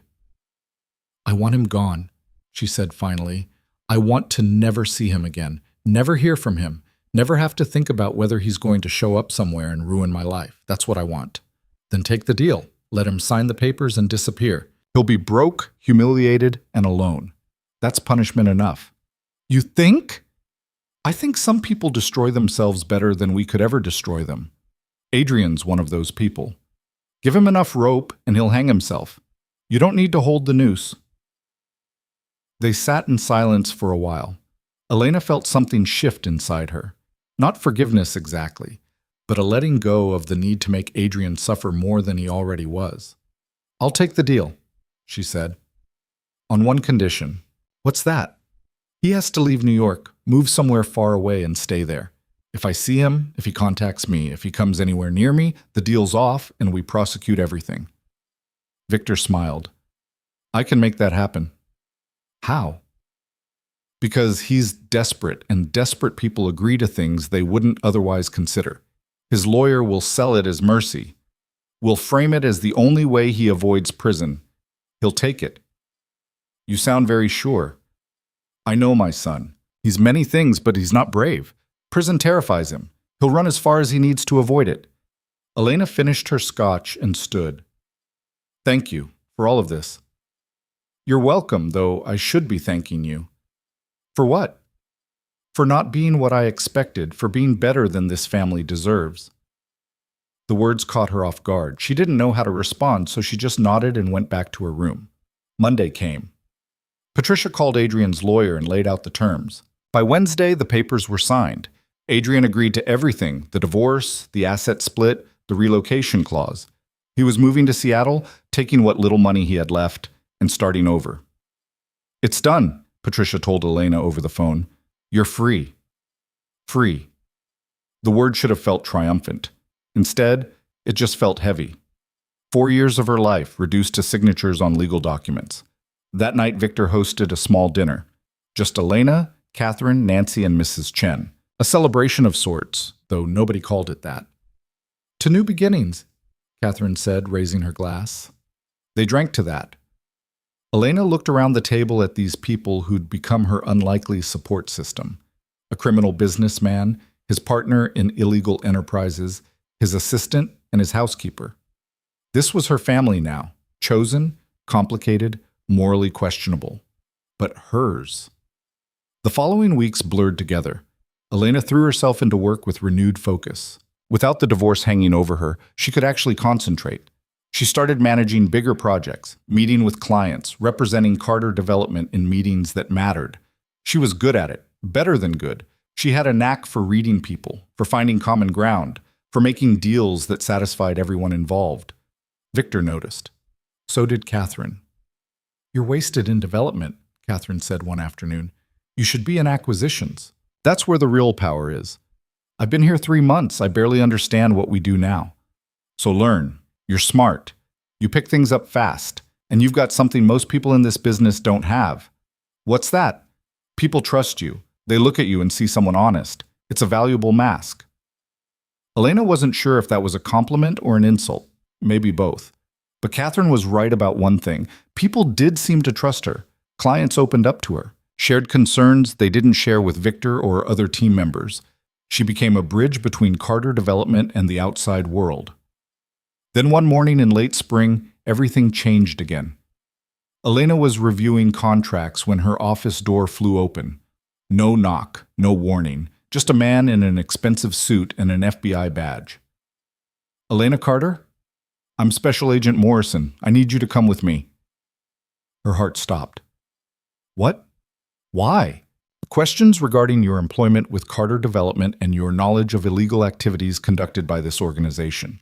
You can come voluntarily, or we can do this the hard way." Elena stood on shaking legs. "I want my lawyer. You can call from the field office. Let's go." They walked her through the office in handcuffs. Everyone stared. Nancy looked horrified. Victor was in a meeting and didn't see them leave. The FBI field office was in Federal Plaza. They put Elena in an interrogation room, windowless, fluorescent lights, a table bolted to the floor. She sat there for an hour before Morrison came back with a woman who introduced herself as Agent Chen. "We've been investigating Carter Development for 3 years, Morrison said. "Money laundering, bribery, fraud. We have evidence, lots of it. What we don't have is testimony from inside the organization." Elena's mouth went dry. "I don't know anything about that." "Really? You work directly for Victor Carter. You've been in those buildings in Brooklyn and Queens? You've met the clients, seen the operations, and you want us to believe you don't know what's going on?" "I work in real estate development, zoning, permits, community relations. That's all legitimate." Agent Chen leaned forward. "We're not interested in you, Ms. Carter. We're interested in Victor. Help us build a case against him and you walk away from this. Refuse, and we charge you as an accessory." "An accessory to what? I haven't done anything illegal." "You've benefited from illegal proceeds. You live in an apartment purchased with laundered money. You're paid with funds derived from criminal activity. That makes you complicit." Elena's mind raced. This was bad. Really bad. They were trying to flip her against Victor, make her testify, destroy the only person who'd actually helped her. "I want my lawyer," she said again. "Your lawyer is Victor's lawyer. Patricia Brennan works for Carter Development. She's not going to protect you. She's going to protect her real client." Morrison slid a card across the table.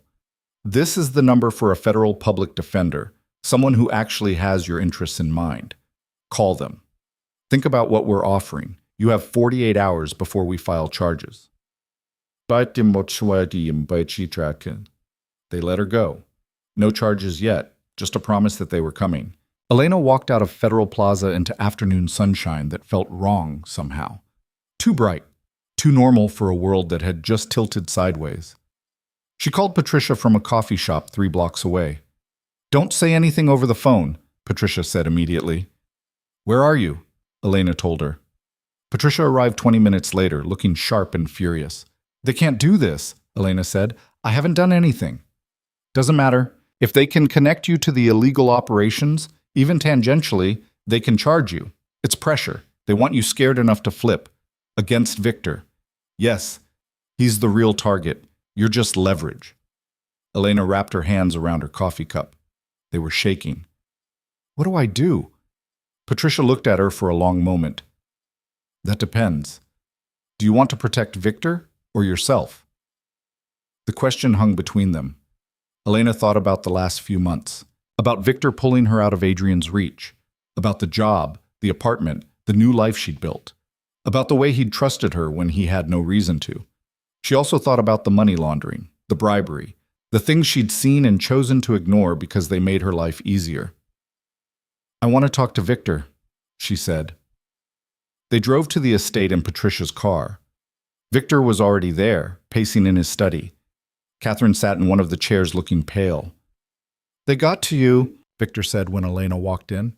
It wasn't a question. "Yes, they want me to testify. Said I have 48 hours to decide or they file charges." Victor poured himself a drink. Drank it, poured another. "I'm sorry. I should have seen this coming. Should have protected you better. This isn't your fault. It absolutely is my fault. I brought you into this, put a target on your back because I wanted to—" He stopped, shook his head. "Doesn't matter now. What matters is keeping you out of prison. They said I could walk if I cooperate. They're lying, or exaggerating. You give them testimony, they'll use you and then charge you anyway. Federal prosecutors don't make deals with accomplices. They make examples."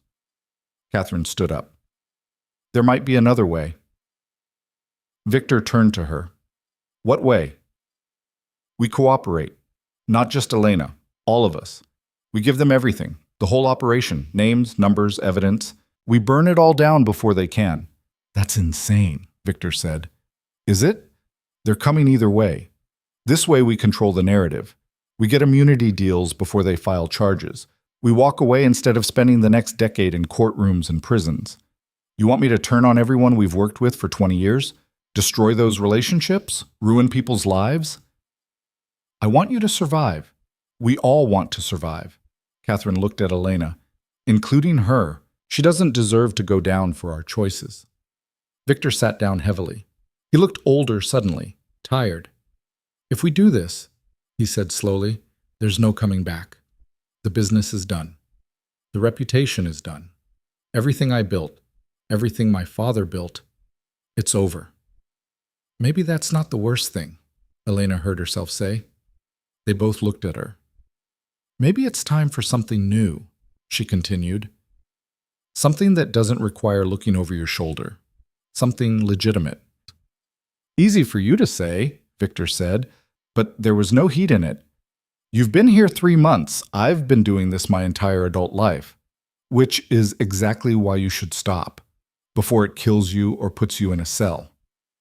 Victor laughed without humor. "When did you get so wise?" "When I learned from the best." He met her eyes. Something passed between them. Understanding, maybe, or recognition. "All right," he said finally. "We'll do it. But on our terms? We negotiate immunity for everyone first. Total immunity. Elena, Catherine, me, even Nancy and Mrs. Chen.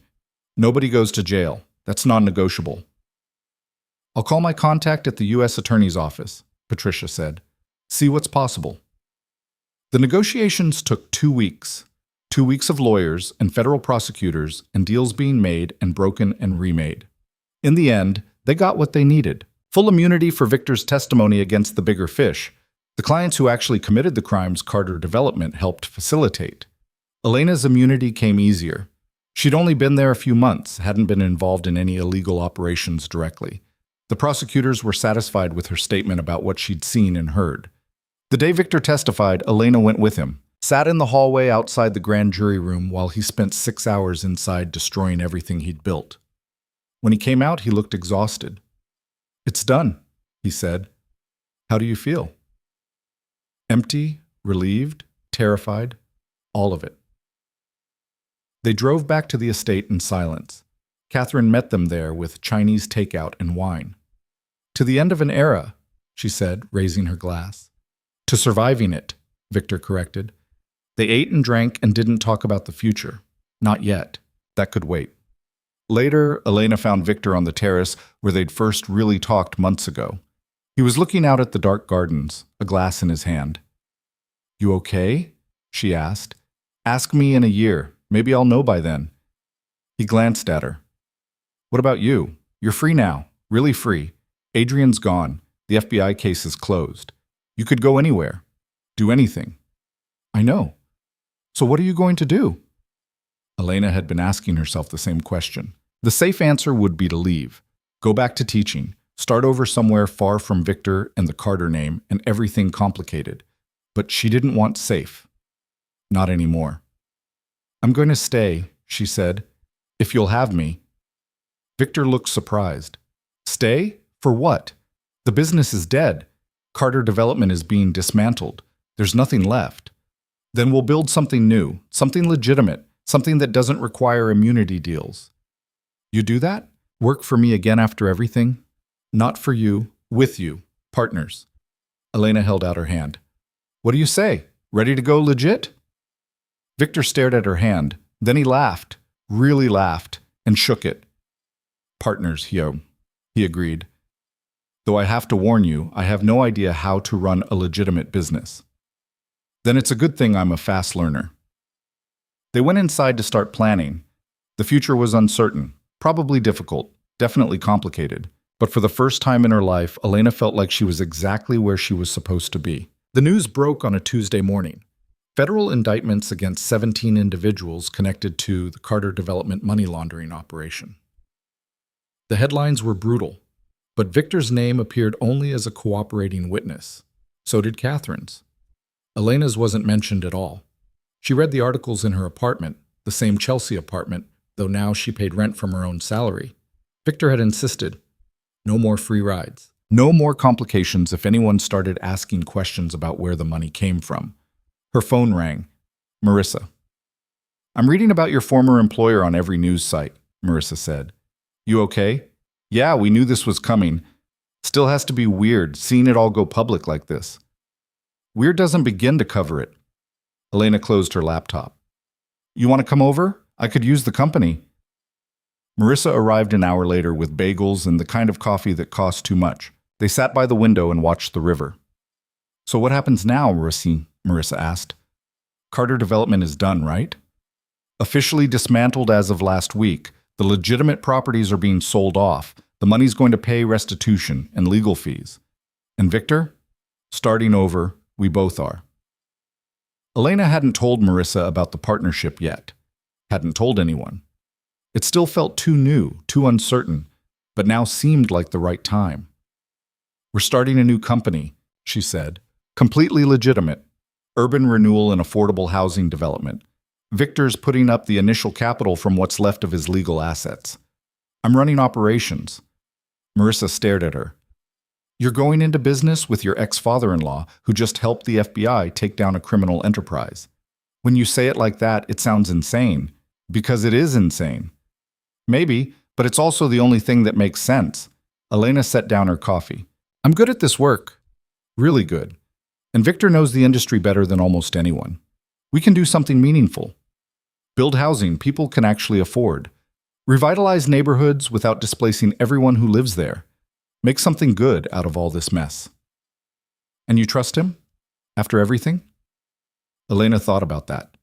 Did she trust Victor completely? Probably not.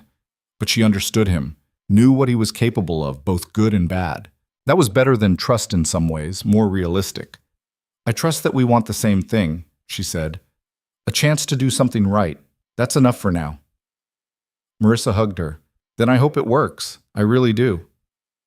They spent the rest of the day together, deliberately not talking about the news or the future or anything heavy. Just two friends eating bagels and watching terrible reality TV like they used to before everything got complicated. That evening, Elena met Victor and Catherine at a small office in Brooklyn. Not the warehouse where the illegal operations had run.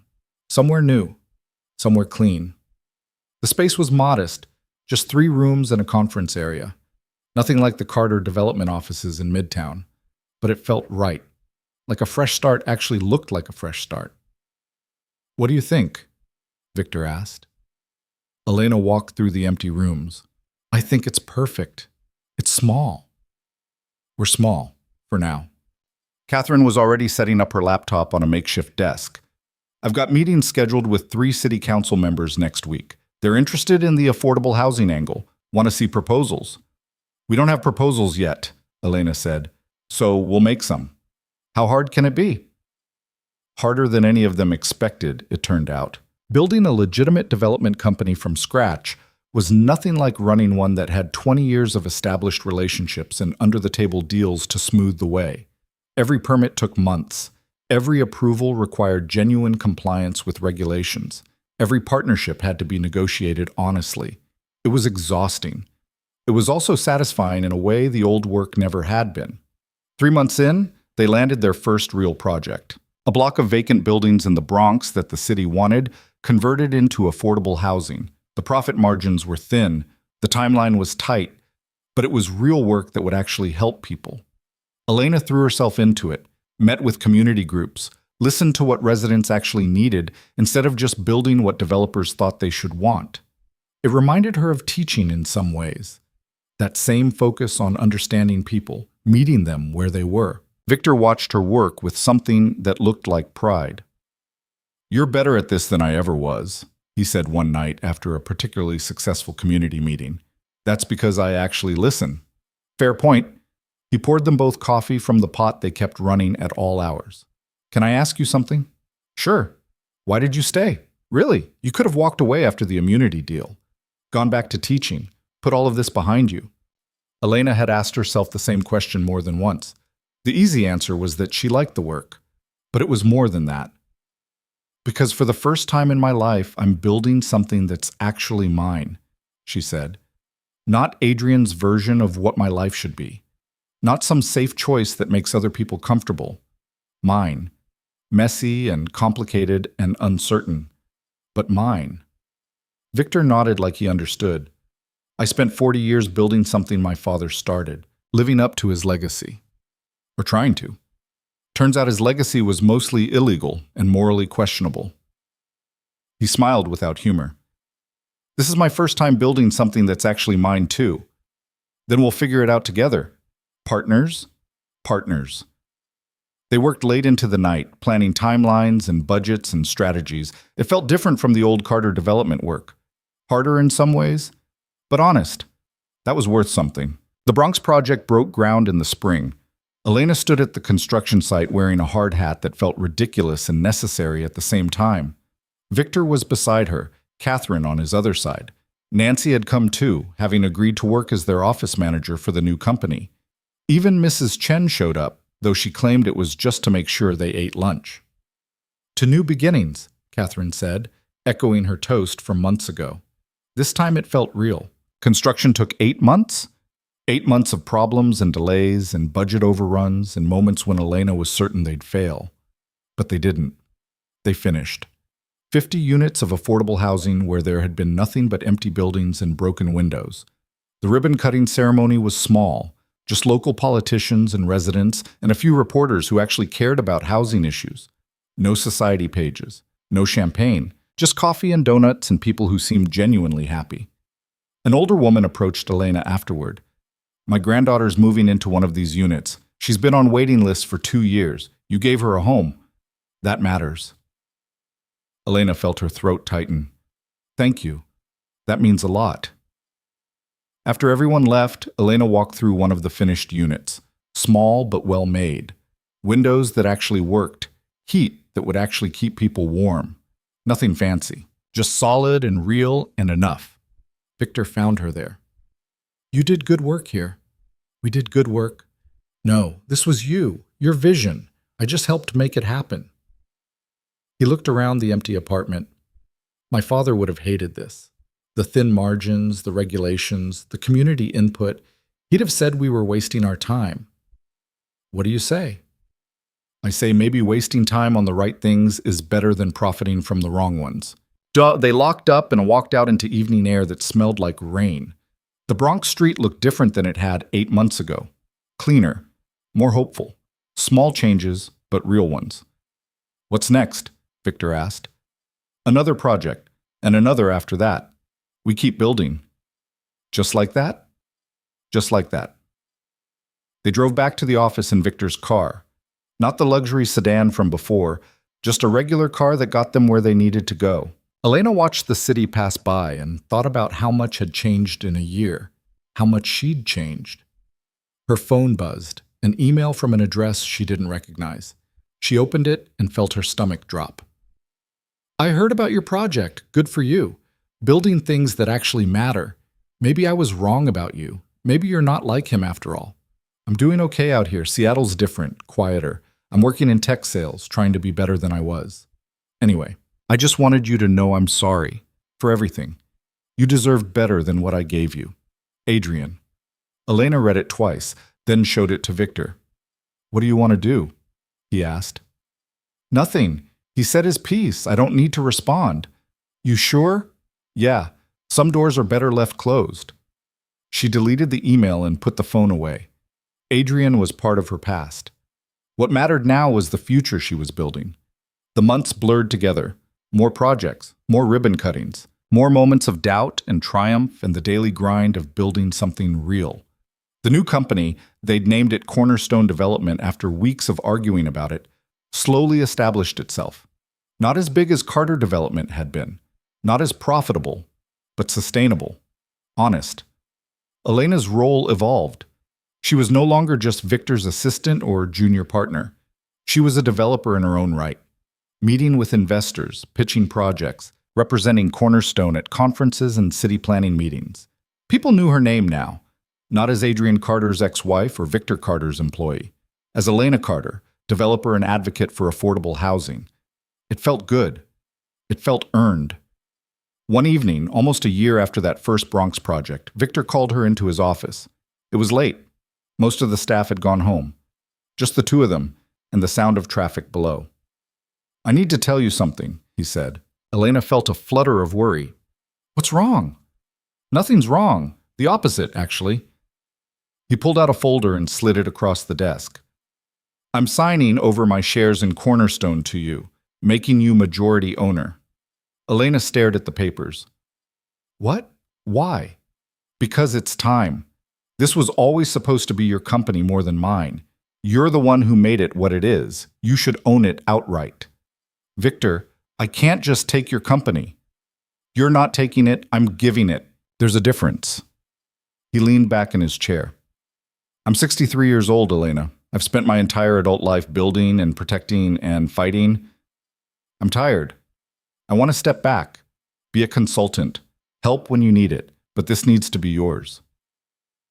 Elena looked at the papers, her name on the ownership documents, Cornerstone Development, her company. What will you do?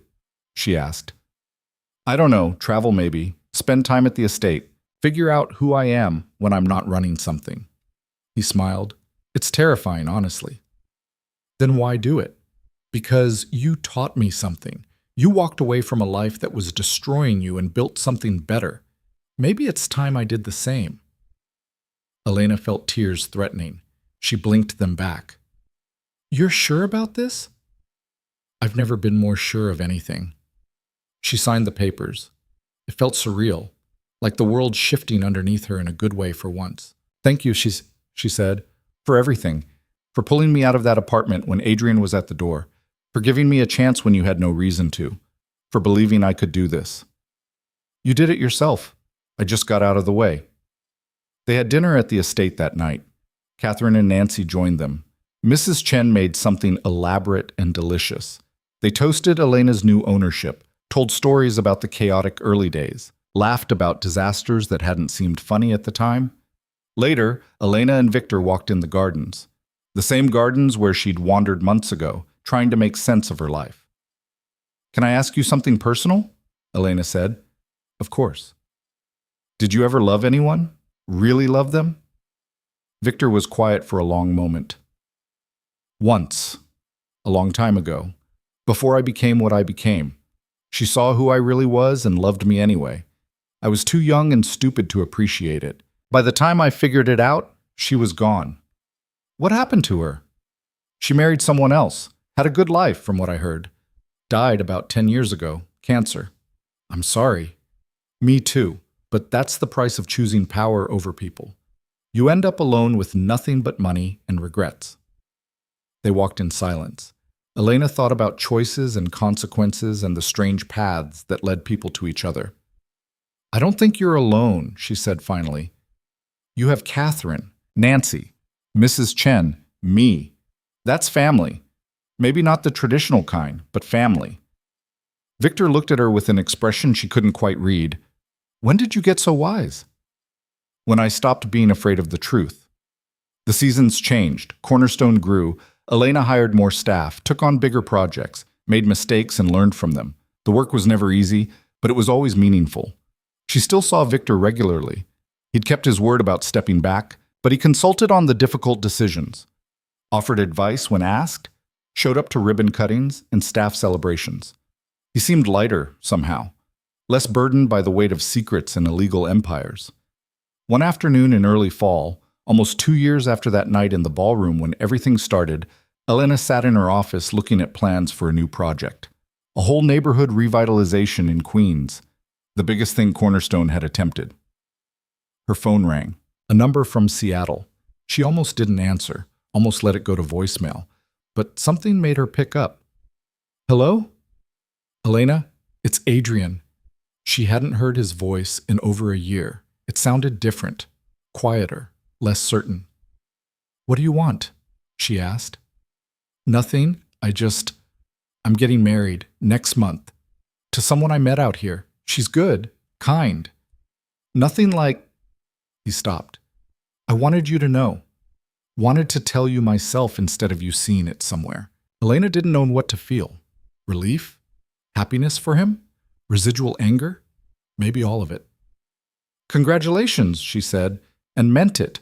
"Thank you. And Elena, I'm glad you're doing well. I've been following Cornerstone, what you're building. It's good work, important work. You found your purpose. I'm still looking for mine, but I'm trying. That's all any of us can do." They talked for a few more minutes, carefully, like people who used to know each other but didn't anymore. When they hung up, Elena felt a weight lift that she hadn't realized she'd been carrying. She called Victor. "Adrian's getting married. How do you feel about that?" "Okay. Actually okay. Is that weird?" "No. It's growth. You've moved on. So is he. That's healthy." "When did you become a relationship expert?" "When I started paying attention to people instead of just using them." Elena laughed. "What are you doing right now?" "Reading. Trying to understand modern architecture. It's giving me a headache. Come to the office. I want to show you the Queen's proposal." "On my way." He arrived an hour later. They spread the plans across her conference table and argued about approach and timeline and whether they were biting off more than they could chew. "This is ambitious," Victor said. "So were we when we started. We figured it out. We had nothing to lose then. Now you've built something worth protecting. And I'll protect it by taking smart risks." "This is a smart risk." He studied her face, then smiled. "All right, let's do it." They worked late into the evening, planning and strategizing and occasionally ordering terrible Chinese food that showed up cold. It felt comfortable, natural, like they'd been doing this forever instead of just 2 years. Around midnight, Victor stretched and groaned. "I'm getting too old for these hours." "You're not that old. I'm old enough to know better than to argue with you." He started gathering his things. "Elena, can I say something?" "Always. When I pulled you into that car almost 2 years ago, I thought I was saving you from Adrian. Turns out you saved yourself. You just needed someone to clear the path." He met her eyes. "You're the best thing that's happened to this family in generations. I hope you know that." Elena felt her throat tighten. You're not so bad yourself for a reformed criminal. He laughed, actually laughed. High praise. He left. Elena stayed in the office for another hour, looking at the plans for Queens, thinking about trajectories and transformations and how far she'd come from that woman standing invisible in a ballroom. Her phone buzzed. A text from Marissa. Drinks this weekend? I want to hear about everything. Absolutely, my treat. Big spender now that you own your own company. Something like that. Elena turned off the office lights and headed home. The city looked different at midnight, quieter, less frantic.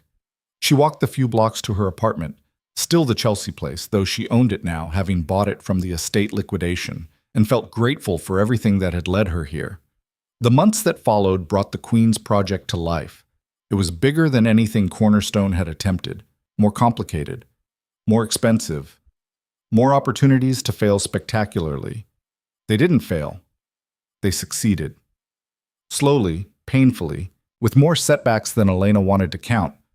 But they succeeded. The ribbon cutting happened on a perfect May morning. Sunshine and blue sky and actual hope in the air.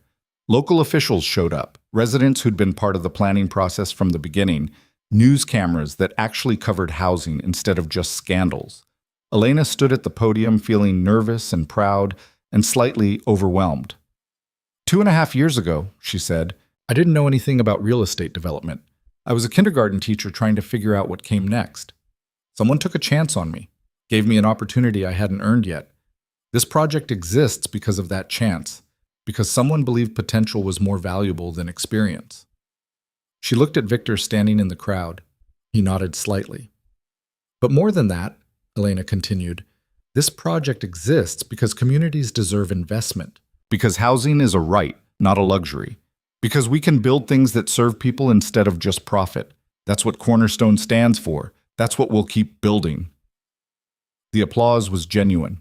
So were the tears in her eyes as she cut the ribbon. Afterward, a reporter approached her. Young woman, hungry for a real story. Can I ask you something, Ms. Carter? You're Victor Carter's former daughter-in-law. You worked for his company when it was exposed as a criminal enterprise. Why should people trust you now? It was a fair question. Elena had been waiting for someone to ask it. Because I made mistakes, she said. I worked for an organization I didn't fully understand. I benefited from things I shouldn't have. When I found out, I could have run, hidden, pretended I didn't know. Instead, I cooperated with federal investigators. I helped expose the truth. And then I worked to build something better. People should trust me because I learned, because I chose to do better. That's all any of us can do. The reporter nodded, seemed satisfied. The interview ran the next day with a headline that was actually fair. That evening, Elena hosted a small celebration at the estate. It had become their gathering place over the years, the place where they'd all started over together. Catherine brought champagne. Nancy brought pastries from the bakery she'd discovered in Queens. Mrs. Chen made her special dumplings. Victor provided the space and the warmth. They toasted success and survival and the unlikely family they'd become. To Elena, Catherine said, who took a disaster and built an empire. Not an empire, Bona, Elena corrected. Just a company. A good company. Semantics, Catherine said, smiling. They ate and drank and told stories, laughed about the early disasters, marveled at how far they'd come. As the evening wound down, people started heading home. Eventually, it was just Elena and Victor on the terrace where they'd first really talked. Do you ever think about that night? Elena asked. The party where we met? Sometimes. You looked so lost. I was lost, completely lost. And now? Elena thought about it. Now I know where I am. More importantly, I know who I am. That's worth all the chaos it took to get here. Victor raised his glass. To chaos, then, and to finding ourselves in the middle of it. They clinked glasses. The night was warm, peaceful. Below them, the estate grounds stretched out in darkness. I'm proud of you, Victor said quietly. I know I've said it before, but I need you to really hear it. What you've built, who you've become. I'm proud. I couldn't have done it without you. Yes, you could have. It would have taken longer, been harder, but you would have found your way. That's who you are. Elena felt tears threatening again. Thank you for everything. You've thanked me enough. At this point, I'm pretty sure I owe you more than you owe me. They sat in comfortable silence for a while. Then Victor spoke again, his tone different, more vulnerable than she'd heard before. Can I tell you something? Something I haven't told anyone? Of course. I think I'm falling in love with you. Elena's heart stopped. She turned to look at him. He was staring straight ahead, jaw tight, like he'd just confessed to something shameful. Victor, I know it's inappropriate. You were married to my son. You own the company I helped start. There's a power imbalance, even if I'm not technically your boss anymore. I know all of it, but I've been carrying this for months and I needed to say it. You don't have to respond. You don't have to feel the same way. I just needed you to know. Elena's mind raced. She thought about the last 2 years, about late nights planning projects, about the way Victor looked at her sometimes, about the comfort she felt in his presence that she'd told herself was just friendship. She thought about the age difference, about what people would say, about Catherine's warning months ago about becoming a piece on Victor's chessboard. Then she thought about how she felt when she was with him. Safe, challenged, understood, seen in a way Adrian had never seen her, in a way no one had. I think I might be falling in love with you too, she said quietly. Victor finally looked at her. Really? Really? And you're right, it's completely inappropriate. But apparently that's my type now. Complicated and inappropriate and real. He laughed. Actually laughed. Then he reached for her hand. She let him take it. What do we do? He asked. I don't know. Figure it out as we go? That's what we've been doing with everything else. That's a terrible plan. You have a better one? No, but I'm willing to try it anyway. He leaned in slowly, giving her time to pull away. She didn't. Their first kiss was gentle, tentative, like they were both afraid of breaking something fragile. When they pulled apart, Elena laughed. This is insane. Completely insane. People are going to have opinions. Let them. I spent 40 years caring what people thought. I'm done with that. They stayed on the terrace until late, talking about what this meant, what they wanted, how to navigate a relationship that defied every conventional boundary. It wasn't easy. Nothing about them was easy. But over the following months, they figured it out. Slowly. Carefully. With more honesty than Elena had known was possible in a relationship.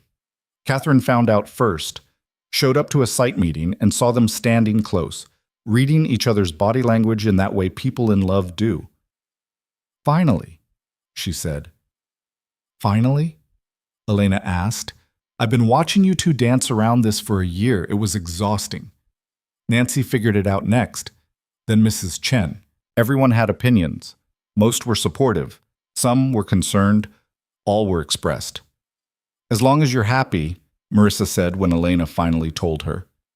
Though I have to say, your relationship history is truly wild. Trophy wife to criminal turned legitimate developer. That's quite a trajectory. I contain multitudes. Clearly. The relationship changed things, but not in the ways Elena feared. Work stayed professional. They kept boundaries there. But after hours, they built something entirely their own. Not father-in-law and ex-daughter-in-law. Not boss and employee, just two people who'd found each other in the wreckage of their old lives. A year passed, then another. Cornerstone thrived. Elena's reputation in the industry grew. She spoke at conferences, consulted on city housing policy, made a real difference in tangible ways. Victor stepped back more and more. Spent time at the estate, traveled, read books he'd never had time for before, found peace in ways he hadn't thought possible. Their relationship deepened. They fought sometimes. Both had strong opinions and the stubbornness to defend them. But they also laughed, supported each other, built a partnership based on mutual respect and genuine affection. One evening, 3 years after that first kiss on the terrace, Victor proposed. Not with fanfare or grand gestures, just the two of them in the office after everyone had left, looking at plans for their next project. Marry me, he said. Elena looked up from the blueprints. What? Marry me. I know it's complicated. I know people will talk. I know there's history that makes this weird. But I love you. I want to build the rest of my life with you. So marry me. Elena thought about Adrian, about the marriage that had been all surface and no substance, about standing in ballrooms feeling invisible, about everything she'd learned since then about what love actually looked like. Yes, she said. They married quietly 6 months later. Just close friends and family, Catherine, Nancy, Mrs. Chen, Marissa, and a handful of others. No society pages. No grand ballroom. Just a garden ceremony at the estate and a dinner that felt like home. Elena wore a simple dress. Victor wore a suit that actually fit. They wrote their own vows. Promised honesty, partnership, and the courage to keep choosing each other. When it was over, they stood together in the same garden where they'd first really talked. So much had changed since then. They'd both been broken in different ways. Both found ways to heal and grow and become better than they'd been. Mrs. Carter, Victor said. Again. Elena laughed. I kept my name this time, professionally at least. Elena Carter, developer. It has a ring to it. It does. They danced under string lights while their small gathering celebrated. Catherine gave a toast about unlikely transformations. Marissa cried happy tears. Mrs. Chen made sure everyone ate. It was perfect. Not in a fairy tale way. In a real way. Messy and imperfect and entirely theirs. The years that followed brought more growth. More projects. More impact. Elena expanded Cornerstone's reach, started programs to train people from underserved communities in construction and development, created pathways for others like her, people who needed a chance more than they needed a traditional resume. She and Victor built a life together, not without challenges, but with the kind of partnership that made challenges feel manageable. They traveled, argued about architecture, spent quiet evenings at the estate, reading and existing in comfortable silence. 5 years after their wedding, Elena stood in her office looking at a photo on her desk. Her and Victor at a ribbon cutting, both of them covered in construction dust, laughing about something she couldn't remember. Behind them, a building they'd created together, housing for families who needed it. Her hand drifted to her stomach.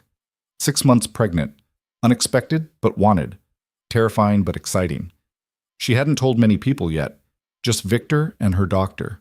She was waiting for the right moment to tell the team. Her phone rang. Victor. Where are you? He asked. Office. Lost track of time. Come home. I'm making dinner. You can't cook. I'm learning. It might be terrible, but come home anyway. She smiled. On my way. Elena packed up her things and headed out. The sun was setting over the city, millions of lights beginning to glow. Somewhere out there, people were living in buildings she'd helped create, building lives in spaces she'd fought to make affordable and dignified. The work was never done. There was always more to build, more to fight for, more to fix. But tonight, she was going home. To a man who loved her, to a life she'd built from nothing, to a future that was uncertain and bright and entirely possible. The driver Victor insisted she used now that she was pregnant pulled up to the estate just as full dark fell. The house glowed with warm light. She could see Victor through the kitchen window, probably burning whatever he was attempting to cook. She walked inside. Mrs. Chen was setting the table, shaking her head at whatever disaster was happening in the kitchen. Catherine had stopped by and was opening wine, the non-alcoholic kind for Elena. There she is, Victor said, coming out of the kitchen covered in flour for some reason. The most important developer in New York. That's a stretch.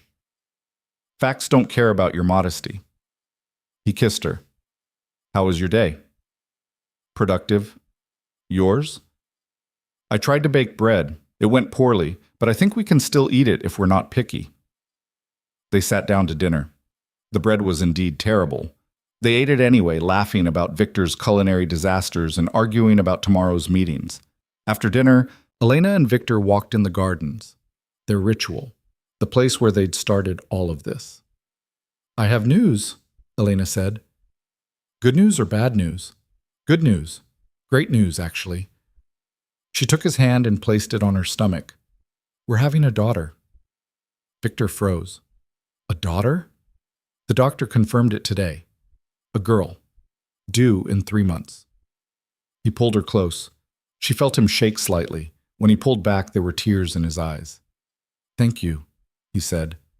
For what? For giving me a second chance. At everything. At being a father. At being a partner. At being someone worth being. Elena cupped his face.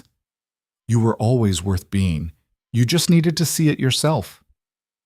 They stood there in the garden, holding each other while the world moved on around them. Above them, stars fought through the city's light pollution. Below them, the city hummed with life and possibility. What should we name her, Shays? Victor asked. I was thinking Hope. Hope Carter. I like it. Me too. 3 months later, Hope arrived. Small and loud and perfect in the way all babies are perfect. Elena held her daughter and thought about the night she'd walked out of that ballroom. The night everything ended and everything began. She'd lost so much that night.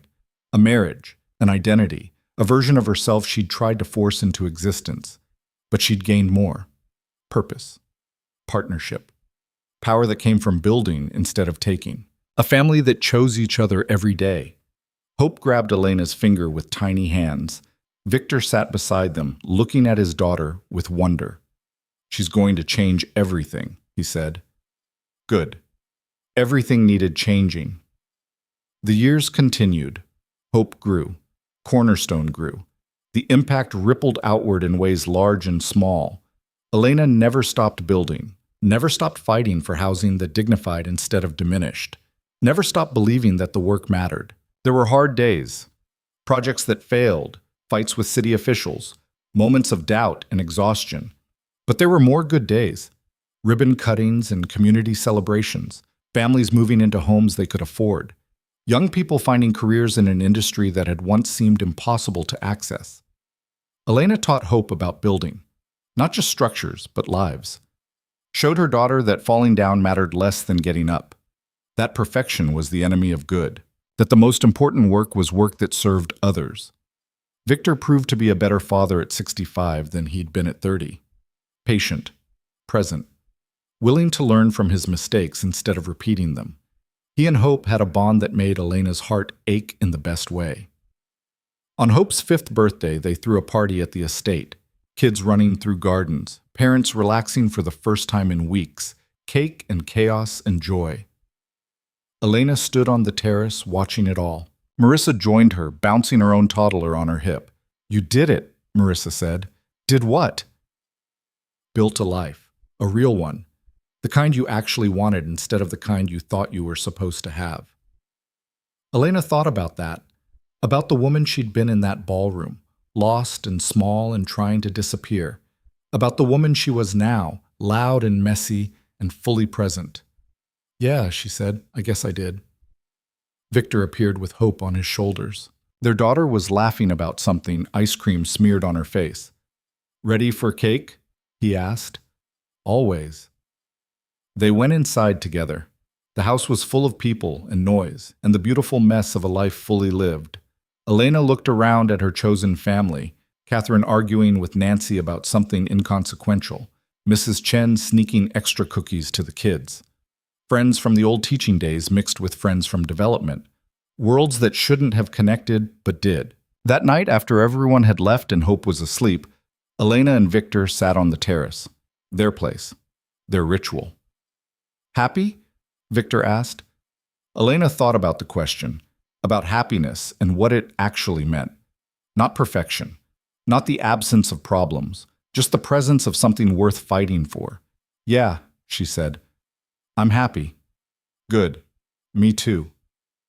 They sat in silence for a while, comfortable, complete. Do you ever think about that night? Victor asked. The party? Sometimes I think about the woman I was, how scared, how lost. Any regrets? Elena considered it. Regrets about the years with Adrian, about the time wasted trying to be someone she wasn't, but regrets about walking out that night, about getting in Victor's car, about choosing this messy, complicated, beautiful life? No, she said. No regrets. Victor took her hand.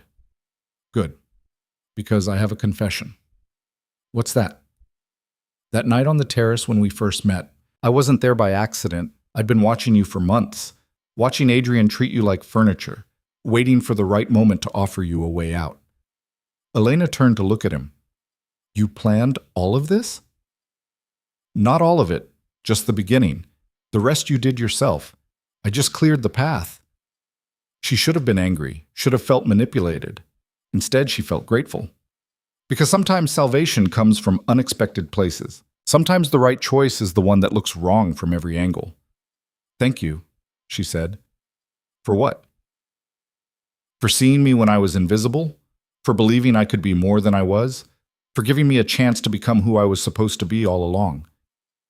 Victor pulled her close. You would have found your way eventually. I just sped up the timeline. Maybe that was true. Maybe she would have left Adrian on her own. Maybe she would have found her purpose without Victor's intervention. But this was the path she'd walked. This was the life she'd built, and she wouldn't trade it for any other. Years later, when Hope was grown and running Cornerstone alongside her mother, Elena would look back on that night in the ballroom as the beginning of everything real. The moment she stopped trying to fit into someone else's vision and started creating her own. It hadn't been easy. It had been messy and complicated and morally ambiguous in ways she never expected. She'd made mistakes, hurt people, benefited from systems she didn't fully understand at first. But she'd learned. She'd grown. She'd become someone who built instead of taking, who fought for others instead of just protecting herself, who understood that power used for good was better than perfection that helped no one. On the night of Elena's 60th birthday, 3 decades after walking out of that ballroom, she stood in a room full of people whose lives had been changed by the housing Cornerstone built. Families who'd found homes, young people who'd found careers, communities that had found hope. Hope stood beside her, now 30, running the company with the same fierce commitment her mother had shown. Victor sat nearby, older but still sharp, still involved in the work that gave his life meaning. Speech, someone called out. Elena didn't prepare speeches. She spoke from the heart, or not at all.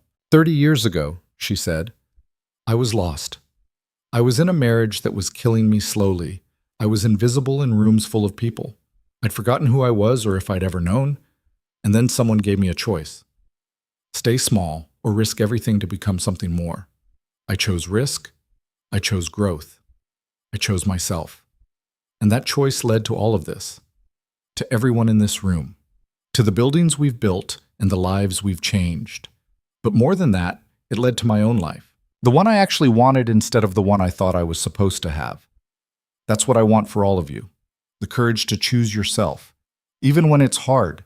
Especially when it's hard. Because that's when it matters most. The room erupted in applause. Elena sat down beside Victor, taking his hand. Good speech, he said. Good life, she replied. He smiled. Yeah, it really has been. They sat together while the celebration continued around them. 2 people who'd found each other in ruins and built something beautiful. Not perfect. Not without scars and mistakes and moments of doubt.